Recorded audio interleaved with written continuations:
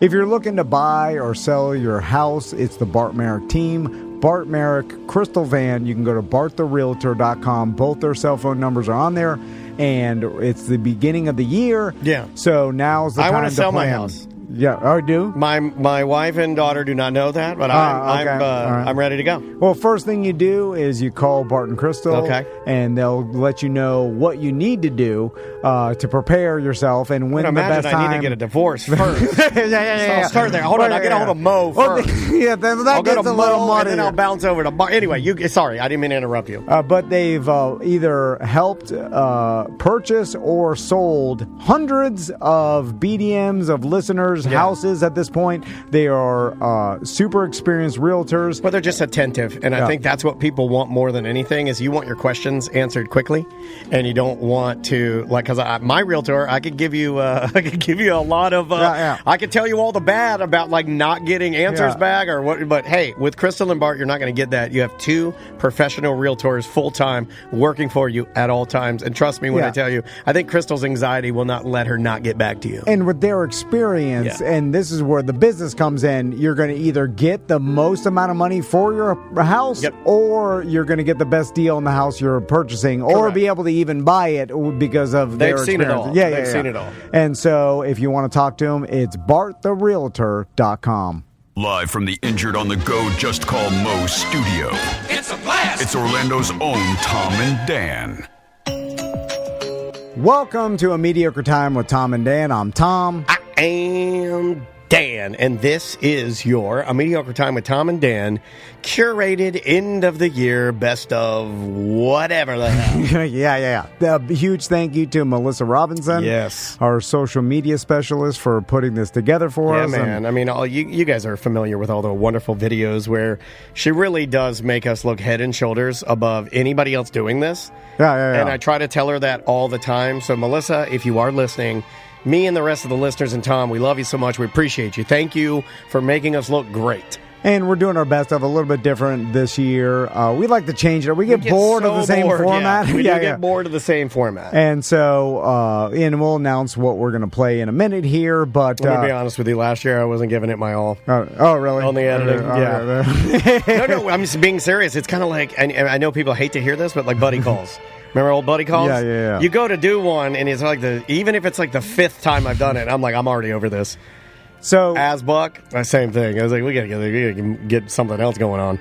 First of all, I want to thank anybody that's listening to our show. Obviously, our BDMs, they, not that they're more important than any other listener, but you guys, they are the lifeblood of our business, have been since we started this business. How can you say it? They're giving us, they're actively giving us money, and you're going to say they're not more important than just some guy that gets thousands of hours? Yeah, they're more important. Of course they're more important. They're way more important. Like, you guys that just steal our fun. There's a lot of people that drive around in thousands of free hours of free content. Yeah. Well, they're important too because they hear our sponsors. But not as important. Yeah. The BDMs. And in fact, we found out over the decade of doing this for us as a small business. A long time. And we're as small as it gets. It's like we have a very small team of people. Yeah. It's also really hard to find anyone else to look at and be like, hey, what are you guys doing over there with your locally centric podcast that supports your families? And there's nobody else. There's nobody else doing it. Yeah. You know not why? This small. Because it's stupid. A huge thanks to Tracy, who's helped us out so much in the past couple years. Say her name correctly. She's QB. Yeah. She is the QB of T&D Media. She does a lot, man, and we really do. God damn, she's good. Honestly, we may have not been able to do the Beer Fest without her. Like 0 Hour, she was putting together so much stuff and so many breweries and organizing everything. Yeah. Well, she'd single-handedly add a brewery at the last moment, or remember something that was falling through the cracks, or order a promotional product that we needed. So thank you, Tracy. We love you. Also, Eric Merchman, he's been working with us. How long has it been with Eric now? I think since, it's got to be a decade. Yeah. And then he somehow tricked his loving wife into coming along. I feel so bad when she's helping us. Yeah, because she's so sweet. We actually got to see her like about a week ago. It's always good when we get to see those guys. I mean, this is cool. You know, it's kind of weird that we are like standing up in front. We're like in our factory and we're standing up in front of our small company and we're doing the small business thank yous. I know, and of course we already thank Melissa, our social media person. You're the best, Melissa. And Casey, who's been working with us for a decade now. Longer than a decade. You know, he works for iHeart, and he's our connection. He does the editing. He names all the shows.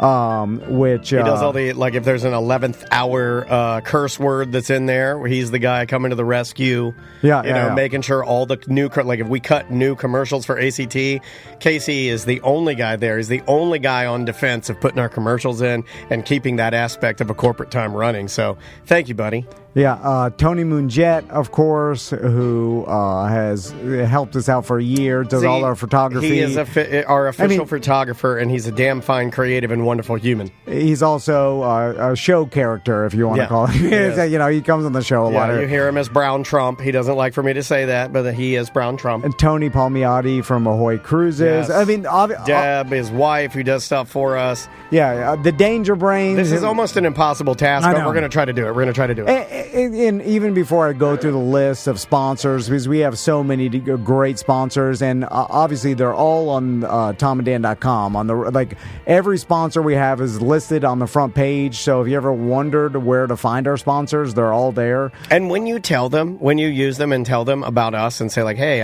I heard you through Tom and Dan." Jesus Christ, that's the only reason we're able to do this, right? No, it's the only reason we're able to do this. Yeah, and Danger Brains, they're helping us. Yeah. They've been branding our show for 15 years. Yeah, they got a little something up their sleeve for the new year. We're doing something new for 2025. We are. We're excited about. So thank you, guys. Big undertaking by the Danger Brands. Yeah. Also, Mark Villain for helping us out with our BDM Appreciation Week every year. Thank you, Mark Villain, for giving us shirts at literally zero cost. Yeah, God bless. He's opening up a lot of Villain coffee stores. Buy a coffee around. He's one in Central Florida. Buy some board shorts. Yeah, one in Melbourne, of course, one in Satellite. So go by there and support Villain. Enemy Inc. has been with us forever. Paul and Dom and the Sanford crew that's helped us out with everything and all our events. We couldn't do it without those guys.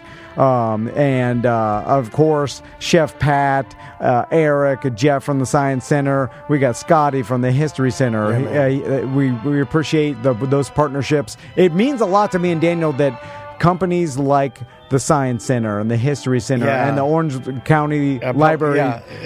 Having the library on board, like having the Orange County Library System on board, having like these, I don't know, these institutions that are I mean, that was not on my bingo card when you and I were starting this. The Orlando Museum. But I love those connections. Like, it really, these guys are fun. And like you said, like Scotty, he comes in, he brings Santa Claus, and he's a character now, you know? Like, we are very lucky that we get to know our clients. Like, we get to meet them and talk to them and know them. It's not just an exchange of coin. And, Joe from Fair Villa. Yeah, man. Bart and Crystal. Joe is new. We transitioned from Deborah to Joe. So glad that Fair Villa is still with us and able to bring us the dildo.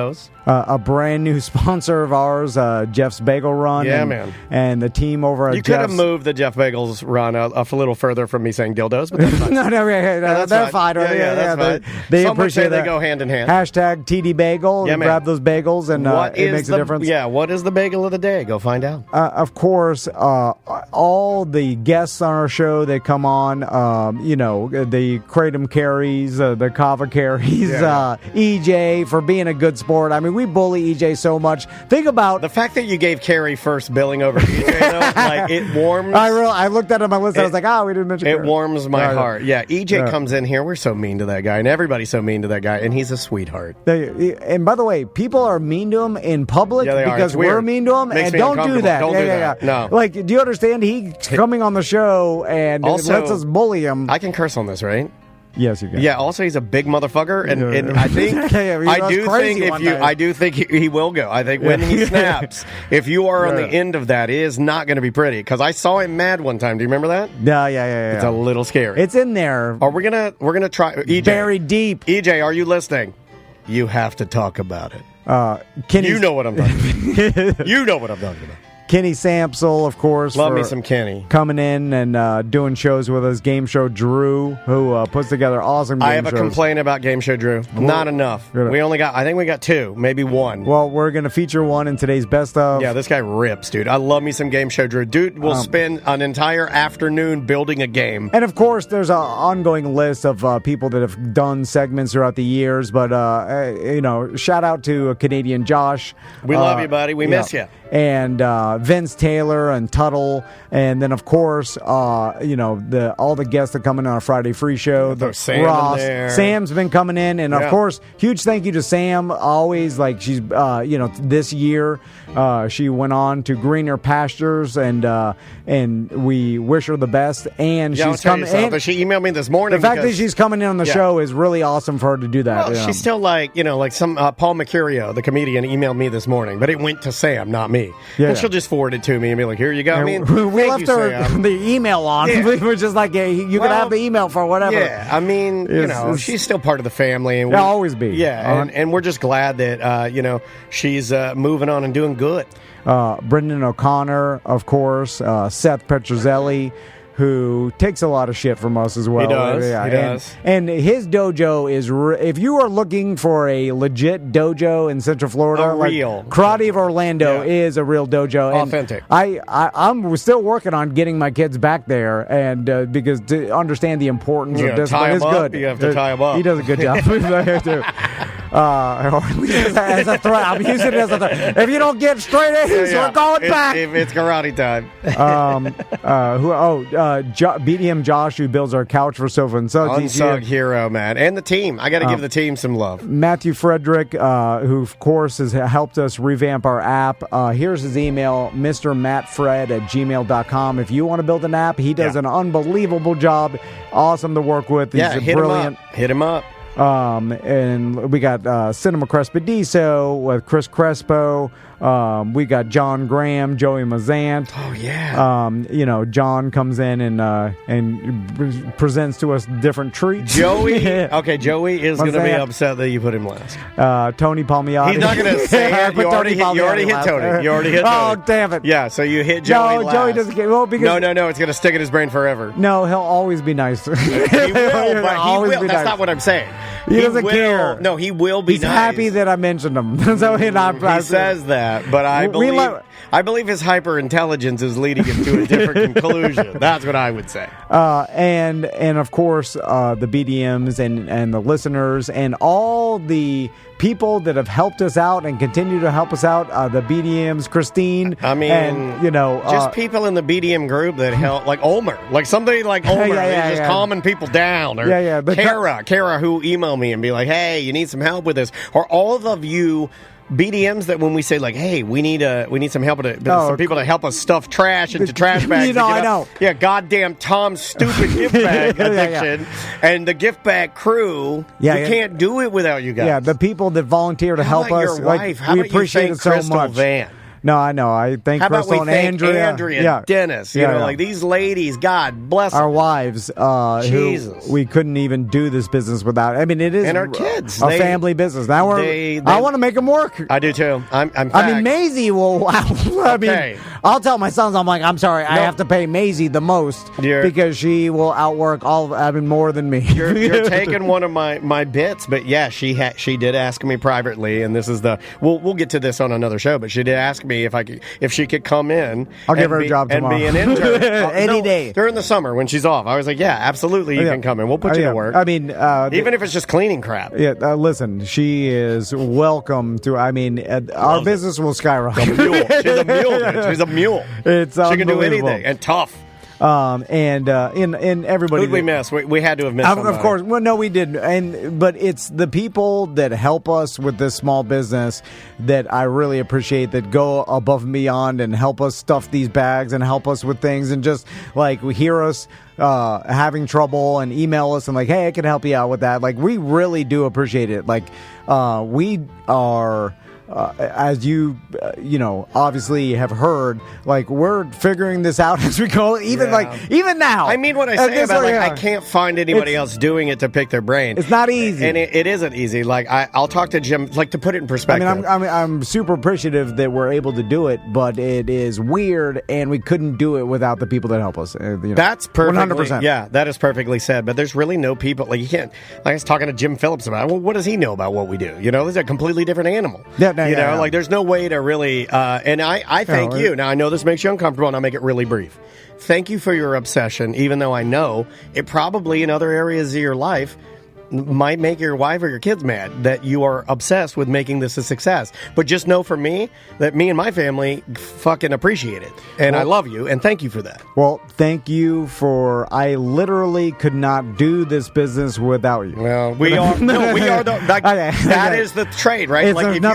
If you cannot cut this business in half, that's what's weird, is if tomorrow they built a wall between the business department and then the audio department, you and I are straight fucked. We are so fucked. I had to ask you which side a $sign goes on this morning. That's how bad I am at business. I don't know how to write $signs. Bro, I've asked you where my email went. That's fine. That's the trade. Where my email went. That's the trade. That's the trade. It's the most important communication in business.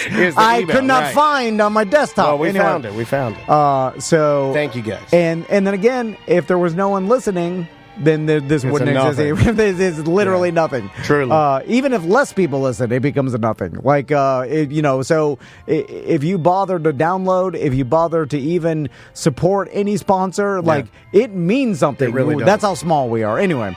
That's my new thing. I told you that this morning. It's like I went to Kabuki Sushi the other night, and the waiter, I had him before, right? And he came up to me. He saw me again. He came up to me. He goes, Dan. He goes, I'm a listener now. And he gave me this big bear hug. And I was like, I think we might be back to the way your dad and my dad did business. I think we are now, because one customer at a time. Everything is AI, and we are rejecting it we're rejecting it like a heart that's not made for our body, right? And we crave that human interaction. And I think it's a one-on-one scenario. I think getting that guy to listen, okay, I got one more BDM. Boom, all right, we're doing it. That's kind of how I think about it now. It feels better, right? 100%. And me and Daniel's mentality moving forward, obviously we've been doing this show for a while, and then there's just so much stuff out there that we have been talking about. Let's just do old school meetups and then just go and shake people's hands and hang out, pinball lounge it up, and then just try to get more and more people just be within our group and more and more positive people. And we it happens sometimes on the BDM page with thousands and thousands of people. You're gonna get fighting and stuff, but I really am proud of our group. We had a pretty decent year, I'd say. I'd say this year out of all years, it's got a little rough. And I will say, even in the midst of an election year, I'm fucking proud of you guys. Yeah. That wasn't bad at all. It wasn't. It was not. Yeah, I'm very, very proud of our listeners because, man, I thought y'all were going to go to war on each other. But it was pretty good. Not bad. I know there's some couple drama of little here and there. jokes. Joe Rogan holding cowboys. You get a couple of funny memes. I get it. I know you want to do it. Yeah. We're just trying to make it we're making. You know what we mean. We don't need to say. Oh yeah. We honestly, me and Daniel's number one goal is to make people laugh. I want to make you laugh. And forget about the any problems because that I got them. I can barely walk. Real world, it's rough out there. It is, and if we could just fuck around and talk nonsense and make you forget about shit for a second, I don't know. That's I really do think that's our purpose for this business. I think so. And if we can continue to do that as a business, we would love to continue to do it with you guys. Do it with you guys. And support our families and maybe get some more help and pay them and then run this little small business for as long as we can. Yeah. And that's it. I love it. So thank you guys. And so we'll start off with our first best of segment. And this is maybe something, unless you listen on Twitch or YouTube Live, you've never heard before. Yeah, this is kind of like a cool thing to introduce you guys that maybe don't watch the show. If you've ever thought about it or you're like, man, I don't have the time to watch. I barely have enough time to watch the shows I want to watch. I get it. But most podcasts now do, the most successful ones have a video component. We've almost always had a video component. We've ebbed and flowed. Like, even from the days that you and I started this in AMT Studio #1 in my old house, we had a camera. I know, yeah. It's insane to think how ahead of the curve we really were. Well, that's because of you, obviously. I wouldn't know how to run any of this. Yeah, but I mean, like, so here we are, we're all doing it, but we do these things called warm-ups on Twitch, and I don't even know how we got the idea of the warm-up. I just think that you and I feel weird when we start cold, right? I think over time, like, because we're so busy running the small business and we have to do so much that we come in here, we get busy. It's probably more so for you. Would you agree that you going in there, okay, you sit down, you're looking at the spreadsheet, Tracy just sent something over for, let's say, Jeff's Bagel Run. You're reading numbers and going through like, oh, we want to do this for Jeff's, and then immediately I go, hey, buddy, I got Corey Feldman on the line, and you have to run in here and take off your business hat and put on like funny hat, and I don't know how you do that, honestly. So walk me through that. Well, yeah, it's just we have a bunch of wonderful sponsors, and obviously we have to work hard to make sure that their sponsorship dollars we're working for them. I don't think people know we sit in silence, staring at sponsorships and working on them a lot of the time in here. Because if the sponsors leave, again, we can't do business. So many different parts.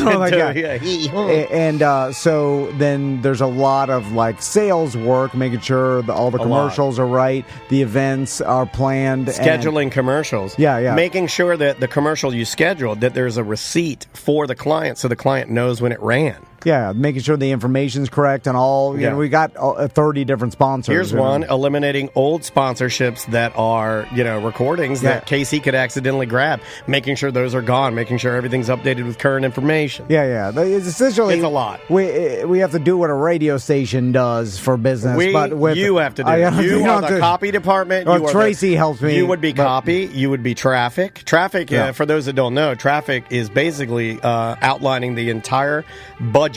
They take every bit of commercial that's ever been bought, and then they organize it. That's why they call it traffic. It's like organized chaos. So it's a bunch of shit. Yeah, but then that's a better way of saying it. So then we run in here and during recording times, and then Daniel will go live, and then Daniel realized over a couple years, like, hey, let's just start talking a little bit as a warm up, because we can't start cold. Just tangent, because it takes us a minute because they're getting older. Yeah, well, even my throat. I mean, we've been doing this for a while. Yeah, I mean, we've been doing a minute. Tom Brady can't just get out of his car and start throwing touchdowns. He's got to do plyometrics for a half an hour. You said before he starts even throwing 50 balls. You said that to me as an analogy, and then I will be honest with you. I sat here like most mornings, and I'm like, oh god, he'd give me the number. No, you're right. You're right, because then I started watching Starting Five, and what LeBron James has to do to play, is like it's insane. Like he has to start icing his legs at 5 a.m. Then he gets to the stadium or the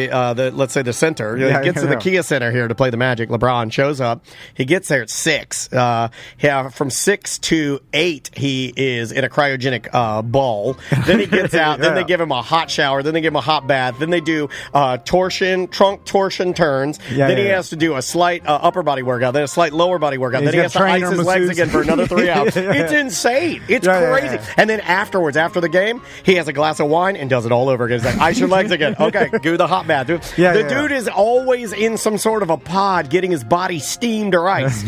Always. Yeah, that's what it takes. And he's never not working out. And so when Daniel said, let's do a little warm-up, so we started just literally, it's almost kind of just an improv conversation where we're just talking shit. Yeah. And it's just a way for me and Daniel to warm up. But so we just do it on Twitch, and then we start the show. Yeah. So if you don't listen to Twitch, you'd never hear these. Now, so Melissa kind of cut out some warm-ups throughout this year and put them all together. And I'm not going to edit them out anymore. Like SJ, who's been helping. Oh, that's somebody I got to thank. Yeah, SJ. God damn it. We got him. We almost forgot SJ. Got him. We got him. The only reason I'm drinking ice right now. And he's transformed our YouTube, has done an awesome job. I'm just going to give him this title because I think he would like this. He's our handyman. If we need something fixed around here that's electric or something that's like a program that I don't know. But he's digital handyman. He is digital. Oh, don't say that. Tony's going to be mad now. No, shit. You're really fucking up. That was his email. That is his brand. I think he owns digital handyman. yeah. Anyway, SJ helps us out a lot. He's really been helping out on the YouTube channel. And now you don't have to go in and watch the little pre-roll videos that I play before we start the show. He will give you an edited version every single day that'll just like post at the end of the day. So you can go in there and watch like a perfectly edited version of our show, like a TV show. How can he know about VR and how to fix an ice maker? Like, that's some goddamn... He's a little Gannon-y. That's some Saint Cloud ingenuity. That is some Saint... Yeah, that is... we should just call him Saint Cloud. The Cloud. Saint the Cloud. Yeah. And I'm sure someone's sitting there like, you forgot me. I've done so much. I'm sorry. I would like to think that there's somebody like with a gun. Waiting to kill us. Listening. It was SJ, but he's like, he's getting his truck. They're good. He's about to dox us. Anyway, so this is some of our best warm-ups put together by Melissa. Yep. So enjoy these Twitch warm-up shows. Yeah, and go subscribe on Twitch and YouTube. It really helps us out. Yep, here they go.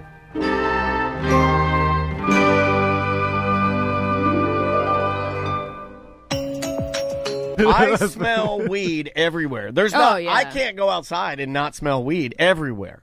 Oh, it is. When you're driving, people are just smoking blunts left everywhere. and right in traffic. Yeah. Aren't you too, like, if I smoked a blunt while I was driving, I will be too high to drive. Yes, I can't do it. That's like, severe. Smoking a blunt. Yeah. Like, but, people have different, but to your head, to yourself? It's everywhere. Like, you're a whole blunt. Like, you'll be insanely high, it's right? anywhere Maybe I that go. just makes them even, bro. If I'm driving down one of the most populated roads here in Orlando, Colonial, driving down Colonial, smells like weed. Go inside a hospital, smells like weed. Head shop smells like weed. Any restaurant smells like weed. Every bathroom smells like weed because people get up, including myself, excuse themselves to the restroom. You go in the handicap stall. You sit down like you're pooping. You blow. You toot. You hold it in, and then the biggest exhale. Well, as you're walking out, what I like to do is there's two moves. You can either blow it behind you and walk away fast, like that's not mine, or you can blow it down. I like to blow it down my shirt so it'll blow out the leg holes of my. No, you got to blow it in the toilet and flush. Everyone knows. You flush your ghost in the toilet. Does that work? Yes.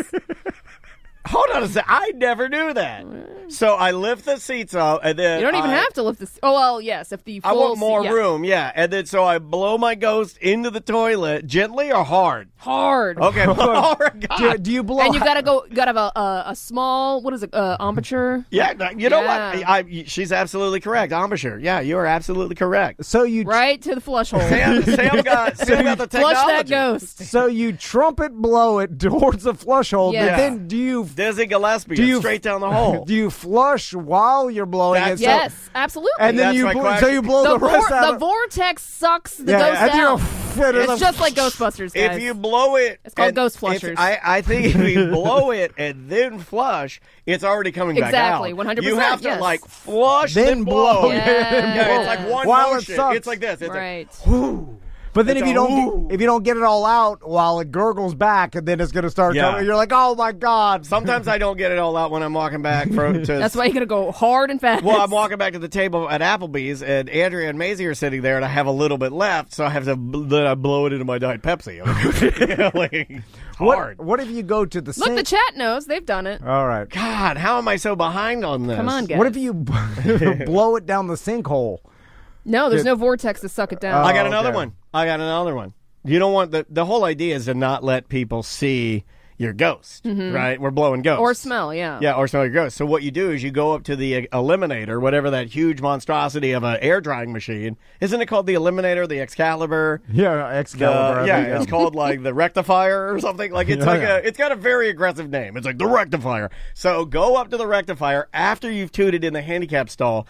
Put your hands under it as that thing's blowing out 109-mile-an-hour air. Blow your ghost into it. That'll fill the whole room. It'll just say, yes, Tom said it. I think it'll disperse. And then you say, what the hell? This thing's... I was thinking smoking. Back up. It's going to blow. It's blowing weed smoke out of it.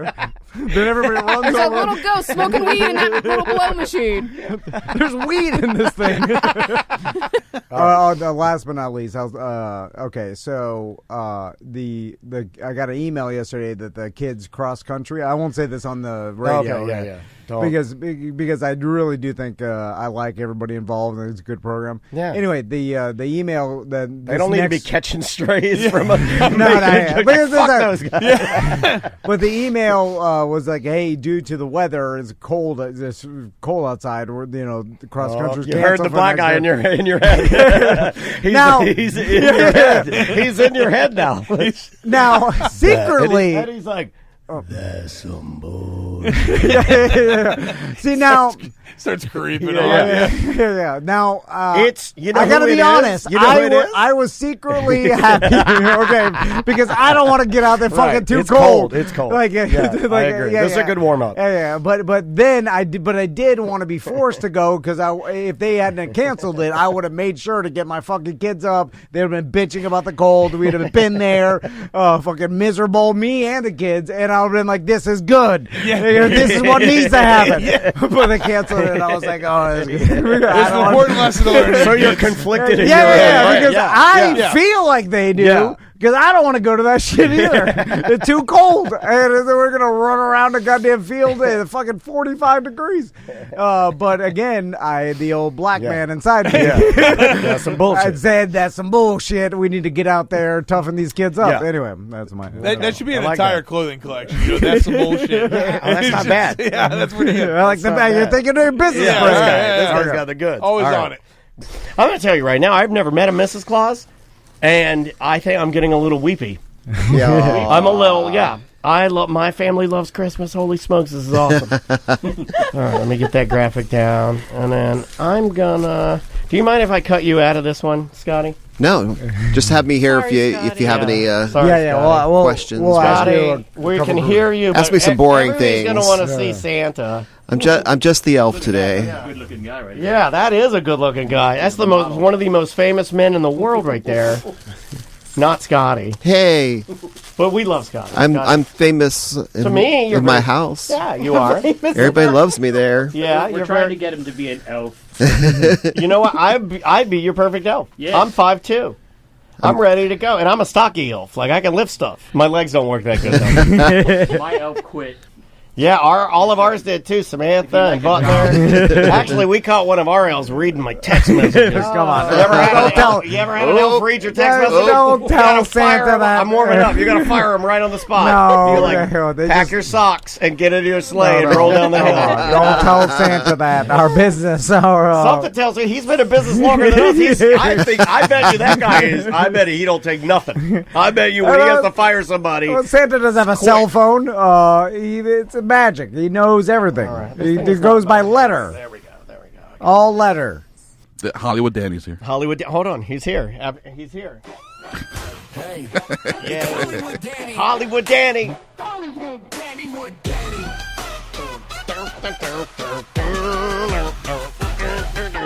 Hollywood Danny. He's here to lick your fanny.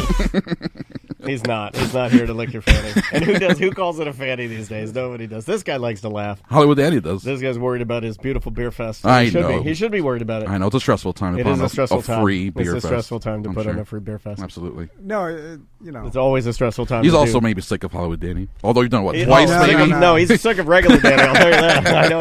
Yeah. He hates regular Danny. Hollywood Danny is actually okay. He's cool. Yeah.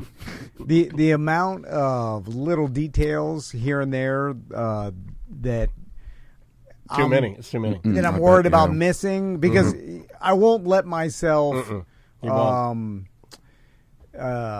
be excused for if some small details fucked up that I should have remembered. Sure. Or this week. Yeah. So when I'm sitting on Saturday, they're like, you didn't think about this? Yeah. You fucking idiot. Of the 1,000 things, you forgot this one? You idiot. And by the way, no one else will. It's me that I'm worried about not letting myself. He's the only one with the plan. No one else even noticed that he's the only one with a plan. Yeah, no one else knows how to do this. No, I'm saying like no one else would yell at me and like, "Oh, you fucking idiot!" Would be the hardest on myself. Self-pressure is what he's saying. Yeah, sure, absolutely. And so I don't want to do that to myself on Saturday or Sunday because you've been talking it out good though. I mean, things like this are a pain. I helped plan exactly one live event that had like 3 moving parts. It was such a small thing, and it was a nightmare. It sucked. It does suck. I hated it. I was like, why am I doing this? This sucks. Live events and and even though we've done these every year for a long time, it's every year it's a little bit different. Yeah. If some things will change, they're like, oh, this is different this year or whatever. So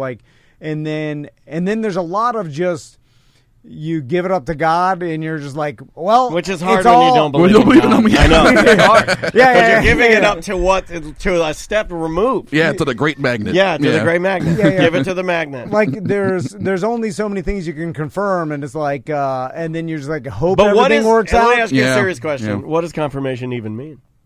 Well, sometimes it means nothing. Someone's like, hey, I'll be there. Yeah. And then it's like, that's all you get. There's no like contract. Yeah, right, and that's different for every person. Shows up. Yeah. Every person's version of I'll be there is different. And there's different percentages. Sometimes it's I'll be there on time, and sometimes it's I'll be there late. Sometimes it's I'll be there. Yeah. Michael Jackson, Diana Ross. Yeah, great song. Yeah. Anyway, don't you that's fine. know, baby, yeah. Happy Indigenous Peoples Day to you, and happy Columbus Day to you. And thank you for your service. That's what I say. Well, I remember back in the 90s when we could still celebrate Columbus Day. I never celebrated it because I didn't. Well, it was just a day off and then a time to go boating. No one ever thought about the actual Christopher Columbus or ever appreciated him. I definitely or cared. I definitely was the guy that was like, well, what the fuck did he do? I don't care. Like, I was that guy. We knew he discovered or whatever. But I thought it was pretty easy. But as a kid, I was like, it's pretty easy. You're just sailing around on a boat, bumped into some land. But no one ever, it's kind of like Labor Day. No one cares about the meaning of it. They just care that they have the day off. Right. That's all they liked about it. They didn't actually let me think about Christopher Columbus and what he did. No one gives a shit. It starts early, though. No, you're fine. Sorry. We're gonna curse, okay? No. She's like, yeah. Watch this. Fuck. No, come on. Yeah, it's fine. She's like, when she knows we're doing it for the show, she's fine with it. It's just when we do it incessantly in life, she's like, do you have to do that? Is that necessary? Do you see the difference? We don't even have to do it right now. We don't, but it's better. No, come on, stop. Poo-poo. No. No, come on. Shitting in the toilet. I got her to smile. All right. What was I talking about? Oh, yes, Christopher Columbus. I bet it stunk on that boat. Woo! Any ladies on that boat? No, that was bad luck back then. To have two things of bad luck on a boat, ladies and bananas. Yeah. They go together. Hey, there's your warm-up comedy. It's your warm-up. All right. Is that enough, or do we need more? Also, you... the chat room. You guys are terrible. You couldn't put a lady on a boat. It would be bad. Plug her with a banana. You plug her with a banana, you're fine. There's no way that that would work. Yeah, it'd be... the minute you untied the ropes, it'd be an animal scenario. It'd be tearing her limb to limb, right? Yeah, it'd be bad. It would be bad. These are sea hard people men. Sea people are the hardest people. Yeah. And that's why when they came out with the Salt Life stickers, I was like, ooh, that's bad. It just showing all the sea people. And by men, animal men. They're 18 and a half because you didn't live they don't much know. past they 26. Their teeth are rotted. They're 20 years old. 20 years old, all black teeth, can't communicate, horribly mentally and physically abused. Sexually abused in the streets. Yeah. You come and you're strong though. You're strong. You got that for you. They're the only thing teeth infection is going to kill them at 26. The only thing keeping you in line is the fact that I have a bigger sword and can fight better. Yeah. You're You'll kill me in my sleep. Yeah. You'll kill anybody in their sleep. There you go. Great warm up. All right, we did it. Christopher Columbus. Chris Clum. We're back. What's up, everybody? Hey, Carolyn. Claudia and Carolyn are in here. We have a couple of ladies whose names start with C in our chat room. Well, welcome, guys. We're glad to have you. Claudia and Carolyn. We don't normally get two ladies in the chat room at first. Normally it's guys popping in Yeah. Like, what's up? Fuck it off. Yeah. I'm here, jack it off. How often work from home dudes I couldn't work from home. Start just jacking off? I would celebrate every email I sent with a jack off. Like every victory. You just wander into the porno. You're like, I'm not even horny. You start looking at it, you're like, oh. Are you a reward system guy? I'm a reward system guy. So if I'm at home and I'm doing something, let's say Andrea says, hey, empty the dishwasher. So I empty the dishwasher, stack all the dishes, I load it back up, shut it, and then I'm like, I deserve a jack-off. That is how I work. You reward yourself for after some hard work. everything I do that's like a normal adult task. Yeah. Like I straightened up the living room. I deserve a jack-off. Okay, yeah. I earned this. Yeah, I earned a jack-off. Yeah. I do that too. If I go one day without drinking alcohol, I deserve some alcohol. I go one day on a diet, I was like, I deserve some junk food. Little stickers, a little stick stack. Everybody does that, right? Right now is the worst time for anybody doing what I'm talking about because there's little bags of candy everywhere. And like even yesterday, I caught myself. I exercised while Maisie was at dance. I walk into the kitchen. There's a bag of Snickers there. I'm like, I deserve a Snickers. I ate one Snickers. I was like, you don't need to do that. That's the exact opposite of what you're doing. So I enjoyed the Snickers. I didn't beat myself up about it, but it's not the right thing to do. I mean, I am in a pattern here of like, I deserve a treat today. I deserve a treat today. Oh, I do that with alcohol. Yeah, I do too. Yeah. Streamline Mortgage Solutions. That is streamlineflorida.com. That is Brian Zeimel, our friend. And you heard us talk about Bart and Crystal and you wanting to buy or sell your house. Well, if you want to buy a house, you're going to have to get a plan pronto. Yep, and Brian Zeimel's phone number is under the Tom and Dan logo at streamlineflorida.com. You can call him or text him at any time, and he'll talk to you just to let him know you're a BDM or a Tom and Dan listener. You just got to get on file. And he'll help you come up with a plan. Also, if you had purchased your house in the past couple years, you may be able to refi out of it and get a better rate. Because rates are going down and they're getting better. So talk to him about that. Here's the thing. It's free to talk to him, and maybe there is no play yet, but he'll put you on file and he'll call you when there is a play. Yeah, I mean, like, it sounds like one of those things, at least in my situation when I was working with Brian, where he's only going to do it if it's good for you. Yeah. He wants you to be a repeat customer. He wants you to use Streamline all the time. Yeah. So he'll get a hold of you if it's right, and trust me, you'll enjoy the process. Because that's the thing. It's not trying to sell you on something. It's just like, is the rate better? Is this better for you? Will this save you money? Yeah. Yes. It doesn't do him any good. If it doesn't save you money and it's not advantageous for you, then it's not advantageous for him to do. Yeah, I actually. It really is. It's pretty simple. Short of the long is I had to wait close to 2.5 years, almost 3 years, to do make some changes on my mortgage, but Brian had me on file, so it was very, very easy to do it. You just had to monitor it. It's the business of mortgages, and that's what Brian Zeimel is a professional at, so it's streamlineflorida.com. Welcome back to your A Mediocre Time with Tom and Dan best of the year. Cadillac Pat, we forgot to thank him. We did. I knew it. Well, if there was somebody we're going to thank, or forget, rather, not thank. I mean, somebody we're going to forget, I feel like Pat's okay, because he'd be like, no, I was just in there. That is why it slipped my mind, because he was just in there. Yeah. We see that guy like all the time. So we've got some segments that Melissa put together, but before we talk about that, going back to KC naming all our corporate time shows. Yeah, he does a great job. I went through the 2024 library of a corporate time. Yeah, and I saw that there were 5 different shows named after you calling me Castleberry something. Right? Okay, that's hacky, but I like it. I like it. On January 11th, you called me Castleberry Love Sponge. Oh, that's a good one. On February 6th, you called me Castleberry Oppenheimer. It's a stark contrast to the other one. On March 27th, you called me Castleberry Diddy. Oh, that's real bad. Wait, was that before everything came out? I have no idea, but you can go back and listen to these shows. On May 10th, you called me Castleberry Slater, which had something to do with my one wheel, I think. It's something, I don't know. But again, like Kelly Slater. Yeah. And then on April 2nd, you called me Castleberry Paltrow. No.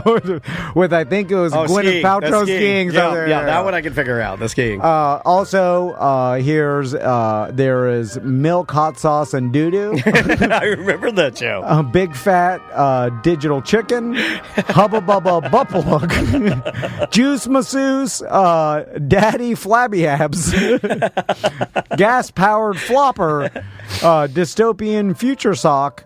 These are great. Planking and Cranking, Teeth and Tampons, Sewer Coons.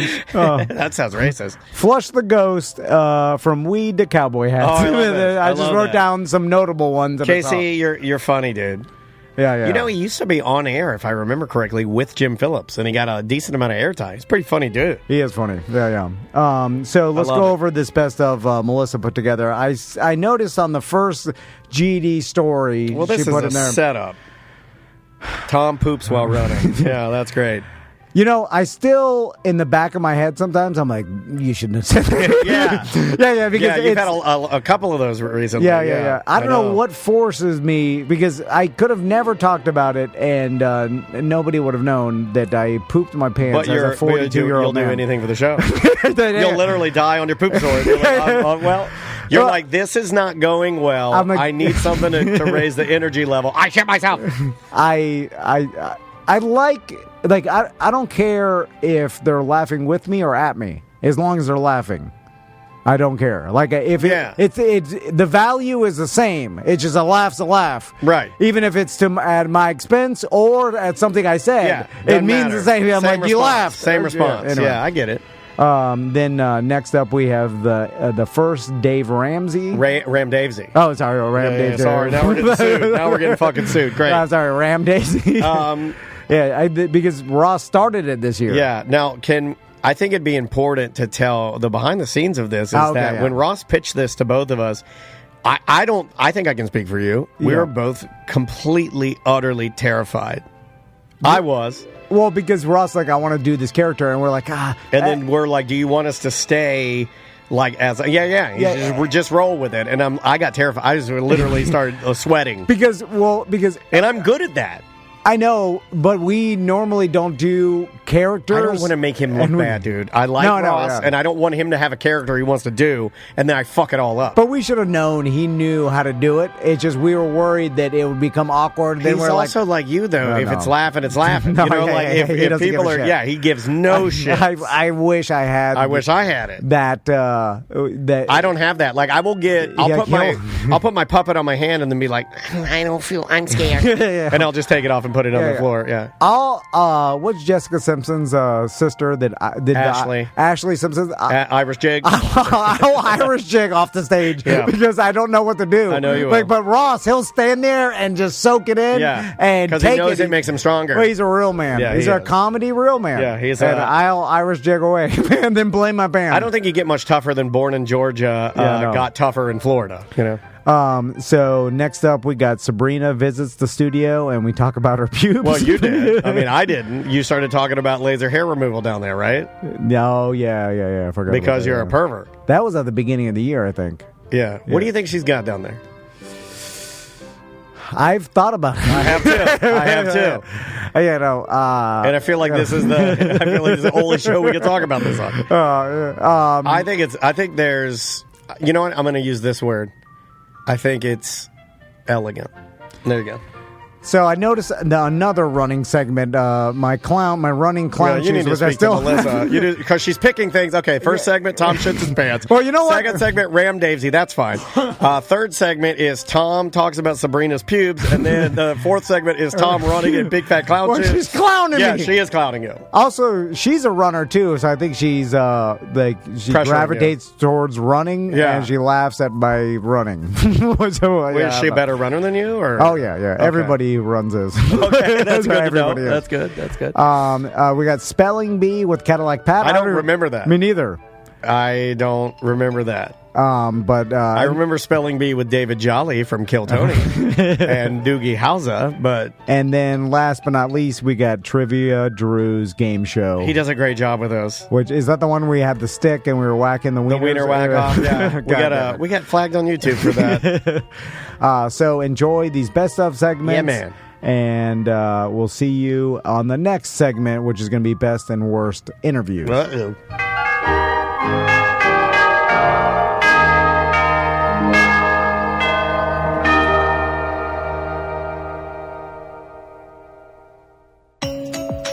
I felt like after the 2 runs on the Little Kids Mountain, I enjoyed it. I thought it was really fun, and I felt you like that stuff. Confident I enough. saw you jumping off rocks and doing flips, and you guys are doing, doing daring I'm like, things. I feel like I can do hard things. I can do this, It's I just got to be careful because I don't want to, honestly, it actually never occurred to me falling off the bike. Never once. I don't think. I never thought I could hurt myself. I was thinking right. It was going to be hard, and it was going to hurt. I was going to get a blister on my hand, right, or sure. I was going to be really sore after. Yeah. It never occurred to me that I would fall off. Well, so Daniel, can you look on YouTube and pull up Grape Lady? The Grape Stomp Lady, and then I'll tell you in my perspective. So Tommy comes down in the gondola, he gets off, and so Crystal told me like, hey, I'm going to ride down the easy trail like you guys just to experience it. Might as well. So I'm like, okay. So Tommy, and also I knew Max had already gotten down, so I'm like, like Max could get down, I could do it too. You know what I'm saying? Like, it can't be that bad. I wasn't concerned at all when Crystal said that she was going to do that. I was like, yes, you might as well. I wouldn't be. I was more trying to figure out, like, okay, when Crystal goes down, she'll probably take the boys. I'll go back up with Alex. And ride down again. And then, like, at least try to get my $700 worth of, riding it. Like, you better start pedaling, homie. This was a loss. It wasn't $700 each. No. You said my $700. I just want to be clear. Yeah. It was under $700, but it was close. But because like each bike rental is like $110, the gear rental, then you got to pay the lift ticket. And they get you They everywhere. really, and then it's times 4. You don't get a discount for the kids. Really. So you definitely should if they don't if they go up and they don't use their time. I mean, like, you can give me $100 back. That'd be nice. Something. Yeah. So I buy the boys some more ice cream to Gotta bribe them. pump them full. And gotta pump them full. And so I'm just standing there waiting at the area where all the bikes finish, and then I'm waiting to see Crystal come around the corner, and then Sure. so I'm just standing there. So then a good amount of time has passed, and Are you and on then your it's still phone? nothing. Are you Bovada? No. You trying to get a signal? No, I'm just staring at the mountain, Matt. Mad Mountain. Yeah, about why Time goes extra slow. I thought I could do this. So then I get a call. Is when phone's ringing, and then it's Crystal. And I'm like, oh, okay, maybe she ended somewhere that I don't know. So I pick up the phone. I'm like, hello. And then I hear from far away, like muffled,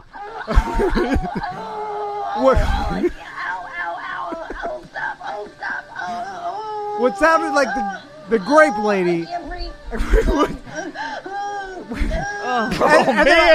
He told me that. It too. was like that. It was. And then I'm like, hello? And I'm like, babe, hello? I'm like, what's wrong? That's terrifying. And then I'm like, hello? And then she's not answering or saying, she's not responding to me. Idiot. She's dying. You're You're like, why aren't you talking to me? And then, and then it cuts off, right? So, oh my God. Now, a little bit of murderer. A little bit of murderer got her. backstory that I didn't know, but her watch called me when she fell, right? It's because she has on her Apple Watch an emergency. I have that. Yeah. So if you fall, it'll call your emergency contact. Yeah. So I didn't know. I'm tumbling down. That's amazing. But I wasn't yelling like that lady. What is she saying? Stop, stop. I was yelling, help. And she doesn't. I thought she was calling me on the phone. I'm like, hello? I'm like, what's happening? That poor lady. That poor lady. Okay, you know how when you hit a squirrel, they like immediately start moving really fast? Like they pop up and start moving really fast. Oh, that's what happened to Sabrina when she got choked out at American Combat Club. When you get hurt, you pop up. That's why sometimes people hurt themselves worse or break their necks when they pop up because the adrenaline. Yeah, I had a. You're supposed to lay there. I mean, this is super morbid, but I had a friend who got in a car accident. Airbag hit him in the face so hard it got him an adrenaline surge, and he ran out of his car and got hit. Oh, God. Like, because he was so... Yeah, amped. You're like, oh, what's happening? He wasn't injured in the car wreck. He was injured when he tried to cross the road. Yeah, that's a real thing. So we'll switch to Crystal about how she fell, and then I'll tell you my side of it. I was going down fine. Like, everything was fine. I wasn't going too fast. I was, riding the brakes a little bit. I made the turns. The guy did tell me, come into the turn slow and then come out of it quick. So I was doing that on every turn, every switchback, and I was, like, I felt like I had it. I wasn't good at it, but I could do it. And then I got down, like, out of the woods to the, like, there was, like, an opening area. And I took a wide turn, like, the widest turn that we'd had so far, the widest switchback. And I don't know what happened. I was on the ground. Like, it happened so quick. I have this image of the ground coming at my face. So, like, I went down chest first. And I don't know, I tumbled or whatever. We don't mess up those beauties. I thought I broke my ribs because I couldn't take a breath and I couldn't move my right arm. So... I popped up and I started taking my backpack off, which I realized I was wearing a backpack. There's a woman. She's crazy. She's got her tits out. Everything in my backpack was crushed. I crushed the sunscreen aluminum can. I crushed my glasses, whatever. Anyway, start trying to rip it off. I'm unzipping the thing and I'm like, help, help. I started like waving my left arm around, like waiting for someone to see me because I thought, what if I like punctured a lung or something and nobody can see me? Although I was under the gondola, so no, I wasn't. But it was in a moment of panic because I've never fallen that hard in my life. Like, do you think Tommy was like eating a sandwich? He's like, "That's funny. That looks like my mom." Like, no, I was far enough away that they couldn't see me. Okay, that's good. But I was by myself. That was the first thing I said to Tom. As I was like, "It didn't happen in front of the boys, did it?" No, and I'm glad it didn't. Yeah, because that'd super glad traumatic. It didn't. Yeah, no, I was all by myself, and like there was no. I looked behind me on the trail, nobody. I looked in front of me, I couldn't see anybody, and I just started flailing around so that somebody on the gondola might see me and call for help. I don't know. I didn't know how long I was going to lay there, but that's terrible. I started trying to rip off the protective gear. And that's what they do in the movies. In the Army, when you get shot, you start ripping all your clothing off. I've heard that before. And then, like, they even say scuba divers, when they start to panic, they start ripping off all their gear. Yeah. And that, like, one of the things we learned, like, don't do that. I do it when I have to poop real bad. I just start ripping my clothing. Take your hat off. I don't know. It's like you feel like constricted and confined, like, and I need to free myself of this situation or whatever. So finally, I saw a guy like downhill, and he waved up at me, and then I just fell over and laid there. Oh my God! Until he came. So, this is terrible. Where are you? In my perspective, eating ice cream. After you're having an ice cream. That's a good line. After I hear the grape lady, and she's like, I hear her like, like scream, like hello, and then hang up. I call back, nothing. So then I hang up. I put my phone in my pocket quietly, and then just stare at the mountain. And then the boys are like, "Is everything okay?" And then I'm like, "Yeah, Mom had like I think a little too much issue. Ice cream. You got a tummy ache." And then the boys like, "All right, back to ice cream." That's the way to keep them. Keep them in dreamland. So then I have Crystal's tracker. Like I see her on the mountain, right? Yeah. I see her like you dot. Track each other. Weirdos, psychopaths. I never look at it. Crystal put it on my phone, and then I see it. For safety. And so I see her. She's on the side of the mountain. So I'm like, all right. I'm like, she did the grape lady, so I know it's not that bad. When you really like, if you paralyze yourself, you're I like that. You're dead silent. Well, she was able to call, so she's fine. If she wasn't able to call, complete paralysis. Because he has no idea that it was my watch that called. Yeah. So I'm like, when. So you're actually assuming that it's better than it may actually be because the watch actually automatically calls. Yeah, like when you are really, really injured, like you are, you're seriously, you can't talk. You're that hurts my feelings. Well, I was very injured. You were knocked out, though. I think you say you weren't unconscious. Yeah, unconscious, or you're paralyzed. You can't move. I wasn't unconscious, but I couldn't breathe, and I was scared. I was all alone. When you get the wind knocked out of you, or if I've broken ribs before, it's the worst. And there's nothing you can do. But I knew it's not the end. Like I knew she may have hurt herself, even maybe broken something, but not dead. We're gonna finish these ice creams. Not dead or paralyzed. So it's like, at the, it's not the absolute worst. There's nothing he could have done anyway but sit there and wait. Yeah. Right. The guy who walked up to me was a bike instructor for like a class, so he had a whole class down there waiting for me. So he came over and he helped me get up and walk down to him. Like it was like 50 yards downhill. He walked my bike down, and he helped me like get my bag off or whatever. But I can't explain to you how convinced I was that I broke my ribs. I could not move my arm and I couldn't take a breath. It was like everything I tried. Every time I moved an inch, it was like that. Right. Like I couldn't. It was bizarre. But my ribs are not broken. They're fine. I had no idea my knee was messed up because I walked down. I'm like, well, I'm a little bit bruised and banged up or whatever. I was just honestly so embarrassed, and I didn't cry, but I was just like, I'm so sorry. I'm so sorry. And I'm apologizing to all the students. Like, I'm so sorry that you have to help me. Like, send the cart, get me off the mountain on the cart. It took them probably 5 minutes to get the cart to me. It felt like half an hour. But they load me on the cart, and they, like a football player. Yeah, like Justin Jefferson. Yeah. It was like a. You ATV put your leg up. Did you wave there? They're driving you away. Well, I'm more concerned about how much this is all going to cost. I know you are. Like me, like send the cart, get me off the mountain on the cart. It took them probably 5 minutes to get the cart to me. It felt like half an hour.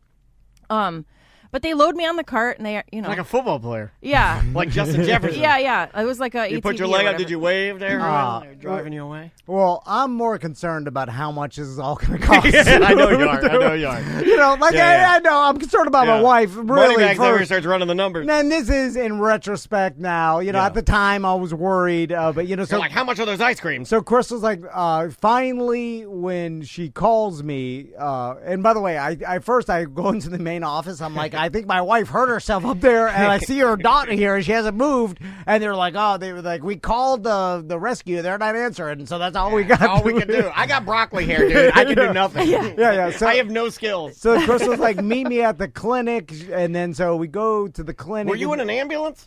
No, I was on an ATV. Like the back of a side by side. So they took you in a side by side to the hospital? No. Well, they were going to take me to the clinic, but then I was talking to the guy because I was also worried about how much this was going to cost, and I'm like, are they just going to send me to the hospital? And he's like, yes. I'm looking at you right now. Like, they're going to send you to the hospital after they do a bunch of X-rays, and you're going to pay twice. Ooh, have him drive up the side by side like gang members do and just dump your body out. And then the side by side goes peeling out, and then just don't tell them who you are. But they have to treat you. Just say you're a bum.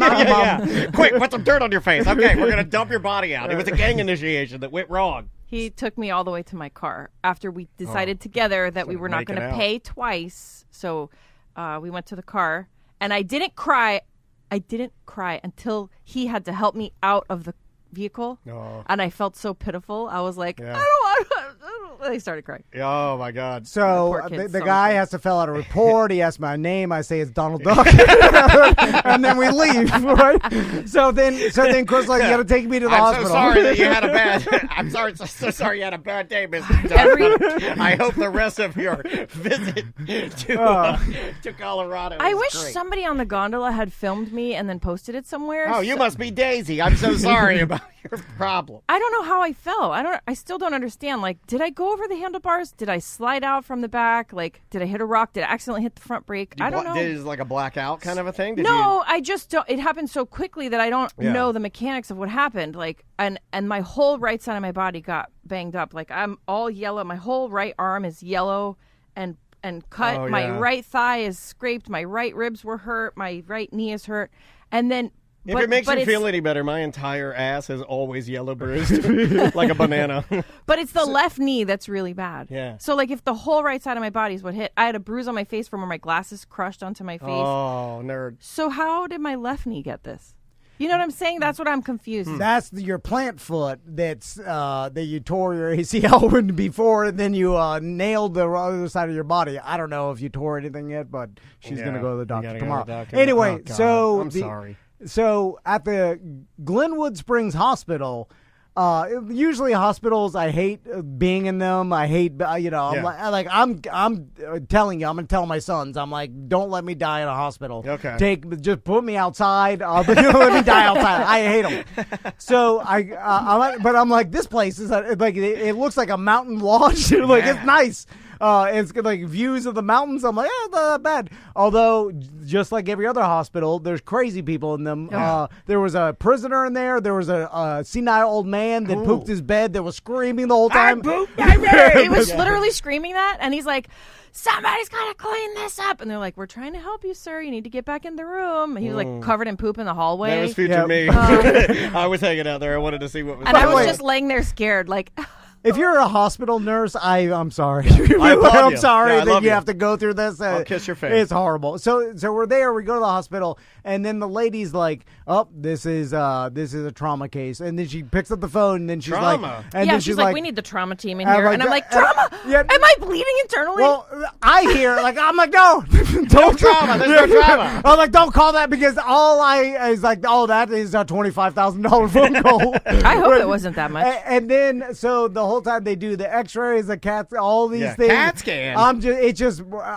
By the way, I'm sitting there silent. I was scared because they couldn't figure out why I couldn't breathe. Yeah. So and like they're touching my ribs, none of them hurt to the touch, but it hurt me to breathe or move my arm. Was that that area in there around your ribs? Did you just because I know there's in there tissue that can get inflamed? That's what they said basically, is that I overextended. That's what they tell me too. It's always tissue inflamed in me. It's never a real issue. I go to the doctor. I'm like, this is killing me. I'm like, well, what did I come here for? Yeah, the doctor's putting on some leg brace that I know is $700. No, that's $1,000. Yeah. They CAT scanned my entire thorax, neck to pelvis. And I'm like, to make sure I didn't have any bleeds or anything. All right. This place is just racking the bills. They heard that I fell mountain biking in Aspen, and they were like, "Oh, you're the premium." Yeah.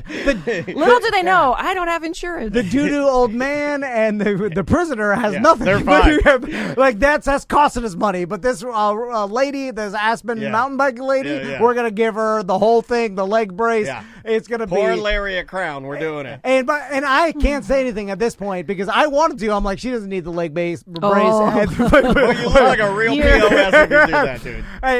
But also, I'm also doing the math of like, where are the boys? How much did I push for this mountain biking adventure? Yeah. How much was it both of our decision? How much was it just me? Oh, you were running the percentages. He was running percentages on Blaine. Isn't that sad that he's even doing that? I got to tell you. Does it matter? Everybody does that. Maybe one of the only things that Tom and I have in common is I do run blame percentages all the time. All the time. You have to run it. I'm a king of blame percentages. Like, I'm laying there crying, and he's like trying to figure out if he should say something or not, and then doing the math on it. Well, you shouldn't say anything. You're not going to say anything good. How much is this going to cost me? No, you can't say that. In my wallet and emotionally in the future, how much is this going to cost me with the old hammer mouth? Yeah. Oh, yeah, that's not happening. This is a month of no hammer. Anyway, he's gotten it twice. Hey, all right, Shaggy. I'm curious because, like, when speaking of branding and like, I know a handful of our own listeners that have Hatchet Men tattoo. My brother had a Hatchet Man tattoo, and so like just a global brand. Just that icon was a great choice that people grabbed a hold of and used. And was that just happenstance? Or did you look at like how much thought was even put into that? To the actual Hatchet Man logo? Yeah.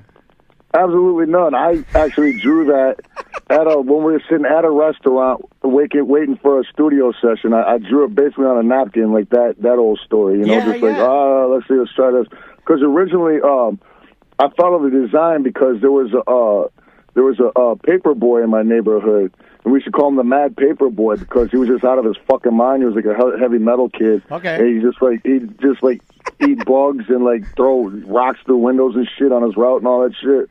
And so we started calling him the Mad Paper Boy. So originally, we called it Mad Paper Boy Records, and so I kind of modeled it off of him. That's why the hair is all ratted out and shit, because that's how his hair looked. Yeah. But then then through whatever process, it was like, okay, Psychopathic Records.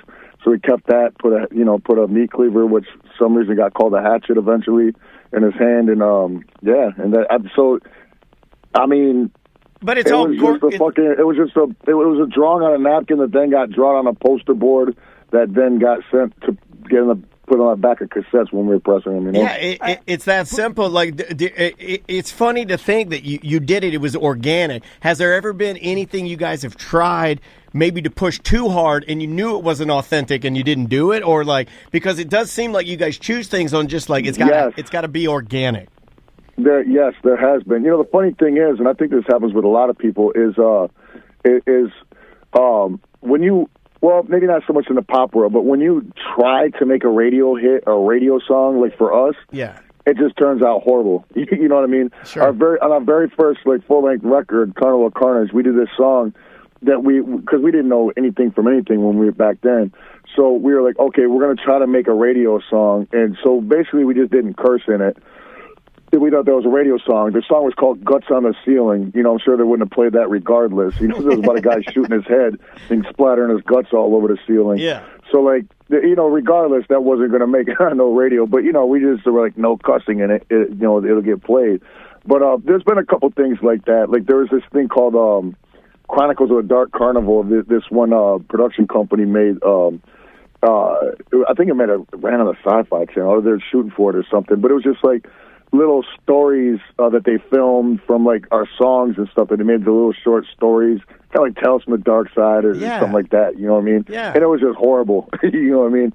We were just like, yeah, get that out of here. You know, because it was like. You got to fail, though, right? Like, you got to try stuff, and if you don't like it... He's the best teacher, man. Yeah, you just laugh at it and move on. Yeah, I get it. Well, sometimes you cry at it. We've had in our career, we've had, I don't know how the fuck we did it, man. It's like we had blow after blow that would probably end most people's careers, you know what I'm saying? Like, they're just shitty stuff that would happen to us, and instead of just giving up, though, we're just like, yo, you just can't stop, you know? Like the whole fucking FBI thing, you know, that's why people don't have hatchet mans in their cars and stuff like that no more, because you get considered a gang member if you have that stuff. That's why Hot Topics and Spencer's dropped our shit immediately as soon as that stuff came up, you know, because if that insignia now to a lot of police in America means that you're in a gang, you know what I'm saying? And so I did not know that. Tom told me that yesterday. Yeah. He showed me and we were gonna load up the documentary. There's a documentary you can watch about that. Yeah, right? Called The United States of Insanity, and it came out in 2021. Well, that's good, though, but also reading helps a lot. If you read books now, nobody reeds. So if you read a book, people are like, where are you getting this from? Stealing from books. Write that down, too. Stealing from books. Yeah. Also, books are on the internet, so no one can find where you got the information from. No, you can steal any book, too. Even brand new books that just came out, steal them. Yeah. You know, it's interesting, because I heard you on Rogan talk about your past and, like, selling drugs. And I know, and I want to talk to you about, like, you have a bunch of siblings and stuff. I wanted to sit and I was like, it was like such a good segment. I wanted drugs. Like, I was like, drugs. No. But you read a lot, and so it seems like former drug dealer, you know, turned his life around with books. Yeah. Did you always, like, even back then, did you read a lot? Yeah, I always read. Okay. When I was little, I used to read constantly. But I know for me, it was just like I didn't like set out. Actually, I used to watch like the Bronx Tale stuff and be like, I would watch it with my dad. I'm like, that rules. He's like, that's a bad life. You don't want to do stuff like that. But when I was little, I'm like, it seems so cool, though. Yeah. And then what really happens, I didn't really set out to do that. It was my friend. A lot of my friends got into pills. I'm sure, you know, down in Florida. You guys oh, my God. Yeah. Florida was the Mecca. This was Mecca. I am wrangling with the addiction currently, man. Yeah. Well, I'm sorry. But that's why I'm tapping my foot like a madman. We were in radio during the pill epidemic, and people would hand you pills. Yeah, I bet. They would hand you jugs of pills of dead people that were like, Mom. Be like, I know he's going to say it's strange, but my cousin passed away. God bless him. Thank you for your service. He don't need these. Yeah, grandmoms were rock stars. During the pill epidemic, everyone was like, yo, my grandmom gets like 50 perks a month. At the Monster Jam, that Monster Truck show, pain pill. Did they shoot him out of cannons? Oh, my God. That would be amazing. No one would leave, though. They would be like, we have to leave. They gave me, remember when they gave me the jug of hydrocodone? By accident. They gave me by accident. I got a jug of liquid hydrocodone. What? Yeah, a jumbo, like a bigger than my novelty megaphone. And I used it for like a year. I would just be like, I used it like a fine whiskey. I would go to my cabinet and I'd pour it in the cap and I'd just take a little sip. Oh shit. Dude, well, what happened was I was just kind of, you know, I grew up doing construction. My whole family does construction. So you're like, you're working for like $60 a day when you're a teenager, and it's brutal. And then my friend got into pills, and he was like, yo, I heard you're getting your wisdom teeth out. Don't take the pain pills they give you. I'll buy them from you for $200. In my head, I was like, deal. I'll take Tylenol. I'll man up. So $200 is a lot of money. And my mom, no one knew anything. Medicine was just medicine. I didn't even know it was like drugs. I was like, oh, this is drugs too? And I was like, okay. So I remember just like hiding them from my mom, and she didn't know what they were anyway. And I just gave my friend $200, and I was like, I'm going to go get more of these things. I'll find these. And they'll give you more. They're like, still hurting more. Dude, I had a sore throat one time. Like, do you want Percocets? And I remember being like, no. That was the thing. And now you go for like something major here. Like I just had like injections in my hips because I'm old, and they're like, how's the pain? I was like, man, this is excruciating. They're like, we can give you 2. Yeah. You know, and they put them in an envelope. They don't even give you a plastic container. Yeah, millions died, by the way. It was so bad. I truly didn't know how bad they were, and then I watched a bunch of my friends and stuff start to spin out, and I was like, oh, these are terrible. Yeah, and then they were like, well, we're just doing Coke now. We're better. And I was like, oh, okay, cool. This stuff is kind of healthy, I guess. I learned a lot of things about sexual relationship with marriage people. There was a lot of swingers on the ship, and I didn't know about the pineapple stuff, you know? Oh, yeah, the pineapple. I didn't know that. Because there were some couples that were not that good looking, you know, but they were really dressed with pineapple stuff. And I felt bad for them because they're both not good looking. So they're being turned down by other couples. The swinger group is interesting because they are normal. Yeah, which they are normal. Is always like vampires. I feel like they always want new people to come in. I would like for them to act like they're swingers, and I don't like the fact that they just act like they're normal people. Right. and then they do this abnormal thing. I want them to kind of dance around to let me know who they are. Yeah. Like I need them to be more sexual or something. I hate the fact that they're like, oh, you swing? You let the other people bang your wife, and then you get to bang their wives? Yeah. So there was some of that going on that boat as well, Felipe? I'm pretty sure that Wolf, I wasn't invited, man. Yeah, no, I never get invited either. That's my nightmare. That's my nightmare that my wife and I get invited, and then I finish before everybody, then I gotta watch my wife be a whore for the next 3 hours. Yeah, that's true. I know. That is how it works. Yeah, that is exactly how it works. You know what it is now? Some of the doors had pineapples, and some of the doors had a way to tell you what type of swinger they are. Yeah, like soft swinging, hard full swap. Yeah. They used loofah.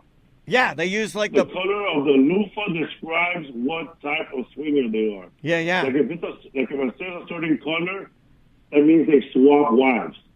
And another one, they swap husbands. Like husbands go at it, you know. And then they have another one that where like this is like the young swinger, bro. It's like a guy that's comfortable with everybody, and they swap daughters. Oh, they swap daughters. Oh, I've seen the videos of that. Yeah, I subscribe to that. Yeah, the guy's like in his late, he's 55, hot, and he has like a 30-year-old daughter who's hot, and they're both trading daughters, bro. Oh, I'm for that. Not with my daughter, but if you want to do that, odd. Yeah, that's an odd cruise. What do you tell the mom? I'm taking my daughter to cruise. I wouldn't mind doing that if our daughter came with other scales too. Like, oh, really? Your daughter can change a roof? Awesome. Hey. Oh, your son comes with mechanical skills. He's not just stuck inside a dryer.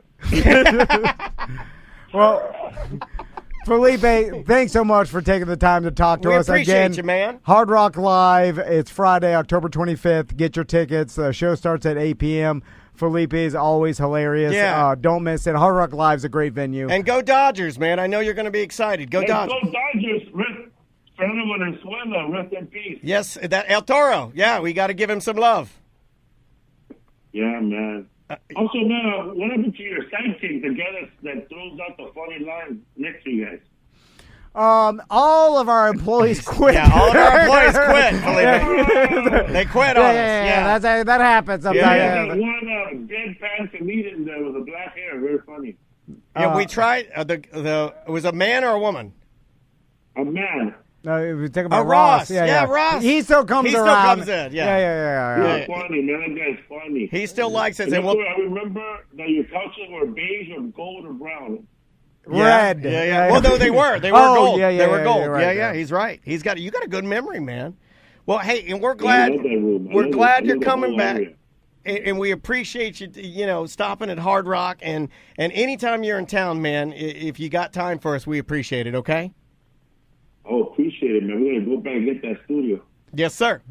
All right, Felipe, take it easy, dude. All right, man. Dan. Later, man. Take care. See ya.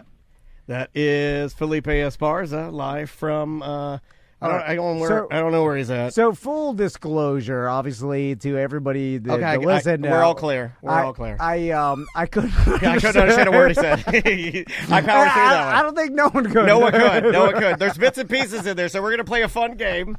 We're going to play a fun game now. The last segment that you just heard does have value. It does. Okay, yes. It does. Yeah, but you're going to have to play a fun game called What is Going On? And then also, while you're playing that, enjoy the fact that all of our responses were to things that we'd have no idea. Yeah, we're hard. I'm sweating. If you could see me right, do you see how bad I'm sweating? Do you see how bad I'm sweating? Look at my eyes. I'm sweating so bad. Because everything he would say, I would have to sit, and I'm trying I felt like an old GI coder. I'm listening to Japanese code, and it's coming in, and I'm like, I have to tell the general what's happening, or we lose the war. We lose our base. We lose the war. Yeah. And thousands will die.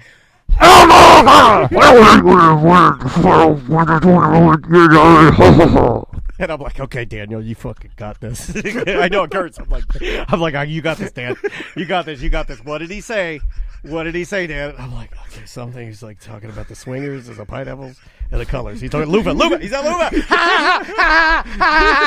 And I laugh. Yeah. Everything else. It's so hard. I was like, and the worst thing you could do, we had also talked to the sweetest handler you could ever have. Martha Lynn, his handler, had been trying to track him down. I think he was in a bad cell service. And her audio quality impeccable. Well, she was on amazing. She was on via Zoom. It was like she was here. Well, you guys didn't get a chance to hear her, and so we talked to her. And then I also hung up on her on Zoom because I didn't have the heart to. I couldn't look into her digital eyes. I couldn't look into her digital eyes. Well, listen, we know Felipe. It's hard. That was a hard. He remembered us. No, he's super nice guy. He is super hilarious. He was calling us from a Mexican potato.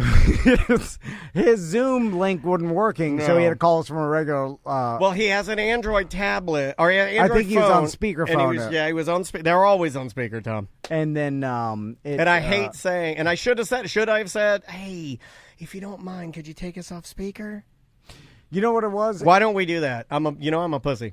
No, because I think we're like, maybe it will change. No, but that's not. That's like that's like not protesting and waiting for the world to change. John Mayer, you can't. You got to act. You got to act. You can't wait for the world to change. I know I can't understand anything you're saying now.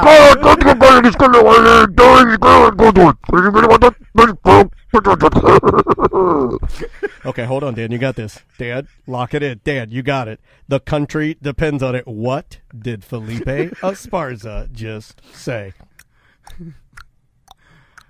I'm thinking, oh, God, Dan, you got this. You got this. What is he talking about? He said your couch. Your couch is gold. Yeah, you're right. You got a gold couch. It's hard, man. It's hard. This is the stuff. And then people go like, and I come home and then like, all you do is sit in your stupid studio and talk to your dumb celebrity friends about their dumb jobs. And you make jokes with your friend. You're making jokes with your dumb business friend. Ha, ha, ha, ha. Was it hard today? Well, I just pooped my pants a little bit. And as it was happening, I was thinking to myself, I was like, all right, Tom, get it together here. You know that no one can understand what's going on. You know but that. How do I fix it? I'm thinking, how do I fix it? But Did you hear me? I was running. No, okay, so there was a split second in there. You'll notice. Let's go back to the game. Okay, yeah. You'll notice during the game, I'll drop his audio down just a little bit, and he will get a better for just like maybe a half a second.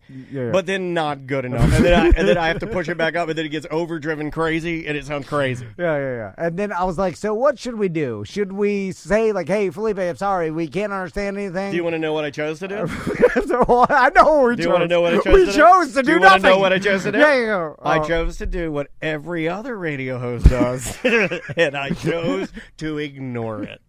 Because that's what everybody else does. You chose the very good. Yeah, I chose the very good. Nobody else looks at it as like, hey, we can't do this. We got to set some standards for audio around here. This isn't going to fly. Yeah, or because I looked at if I told Felipe, who's he's super nice. The chat room is calling me out. They're like, Dan tried a couple times to end it. No, I tried to plug because there's nothing worse than a mumbling monster. And people are like, well, what is this? At least I'll get the plug out, and then you can get the tickets here. Here are the tickets. Get them. Buy help.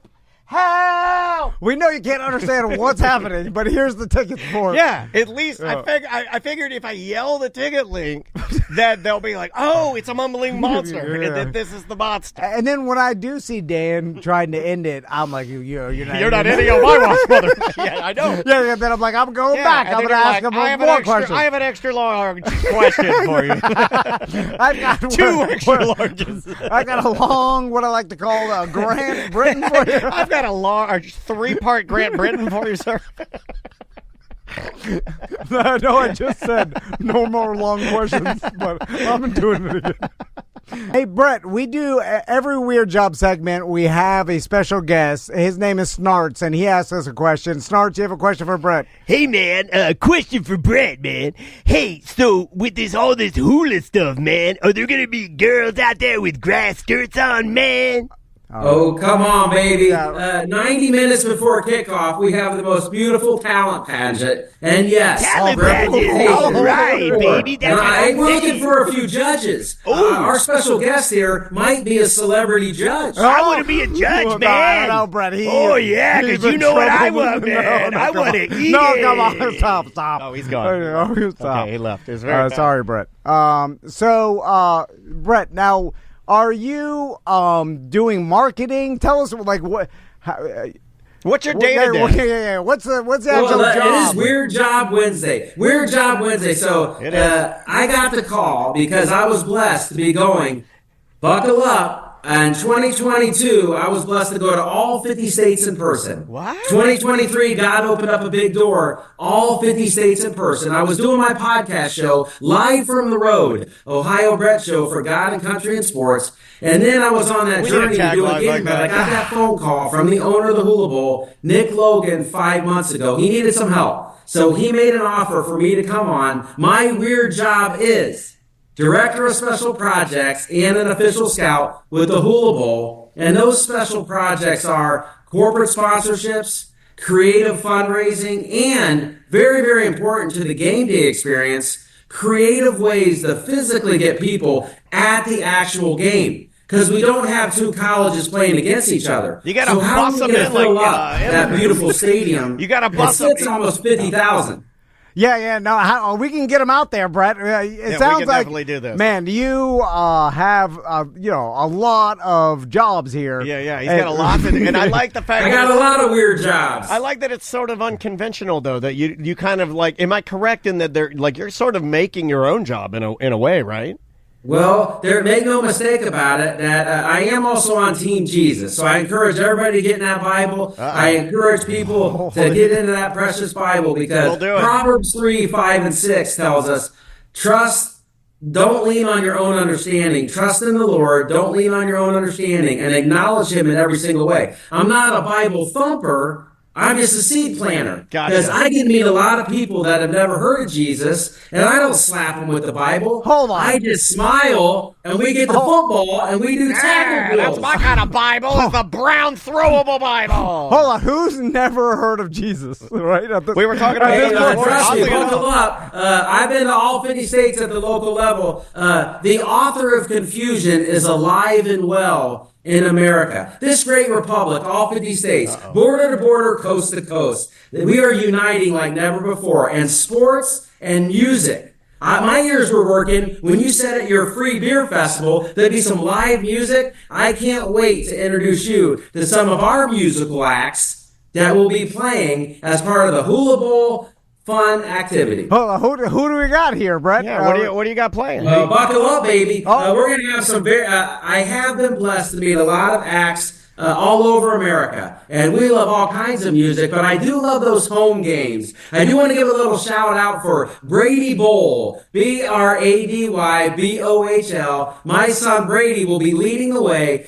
He just cut his first single with Nashville recording artist Billy Falcon. So you can look up Billy Falcon. Holy smokes! Whatever it takes. Oh, your son Brady Bowl cut his first album with Brady Falcon. No, Billy Falcon. Wait, it's Brady Bowl and Billy Falcon. Is that correct? And they wrote a song called "Whatever It Takes." It is going to be an absolute hit, whatever it takes. And I want to encourage your audience listening in Sanford and around Florida and all over America. I believe the Aloha spirit breathes in all 50 states. And that Aloha spirit breathes in Sanford. It breathes in Orlando. It breathes coast to coast. That's why I'm excited. I'm going to get stuck spending a lot of time in Orlando. So buckle up, you two. I can't wait to do some live with you two studs. Yeah. Hell yeah. I don't even know what to do. I'm literally frozen in time right now. Let's talk about the pageant, Brett.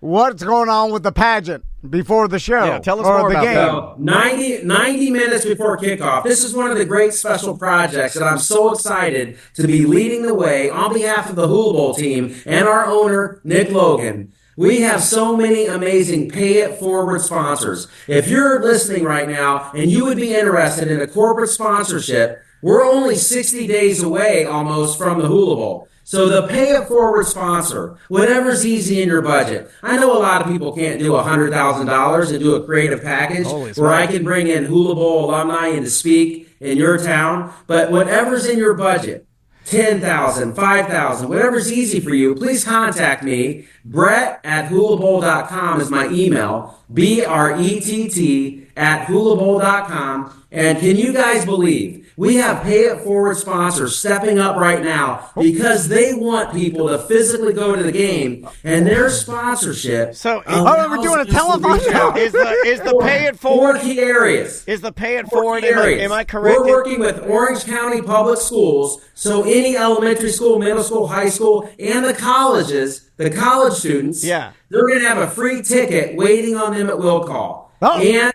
many of us care. The second vertical is many of us care. Yesterday was Veterans Day.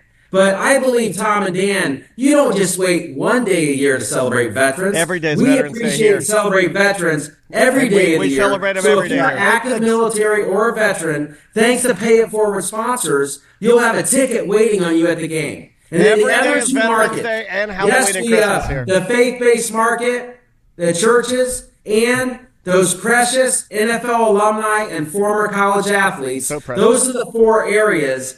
Thanks to Pay It Forward sponsors, there will be a ticket waiting for you. Antonio Brown is not precious. Brett, now what if me and Daniel want to sponsor the pageant?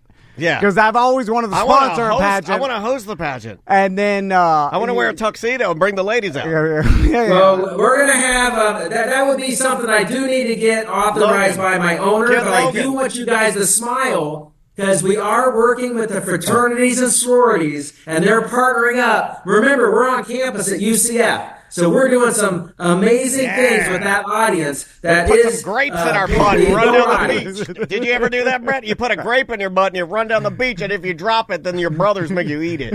I haven't done that fundraiser yet, but who knows? Maybe the Yellow Brick Road will let you guys do that as your free beer festival. I think they would let us do that. I think they would let us, but that's just a regular old, the fun stuff that fraternities do. So, Brett, when is the Hula Bowl again?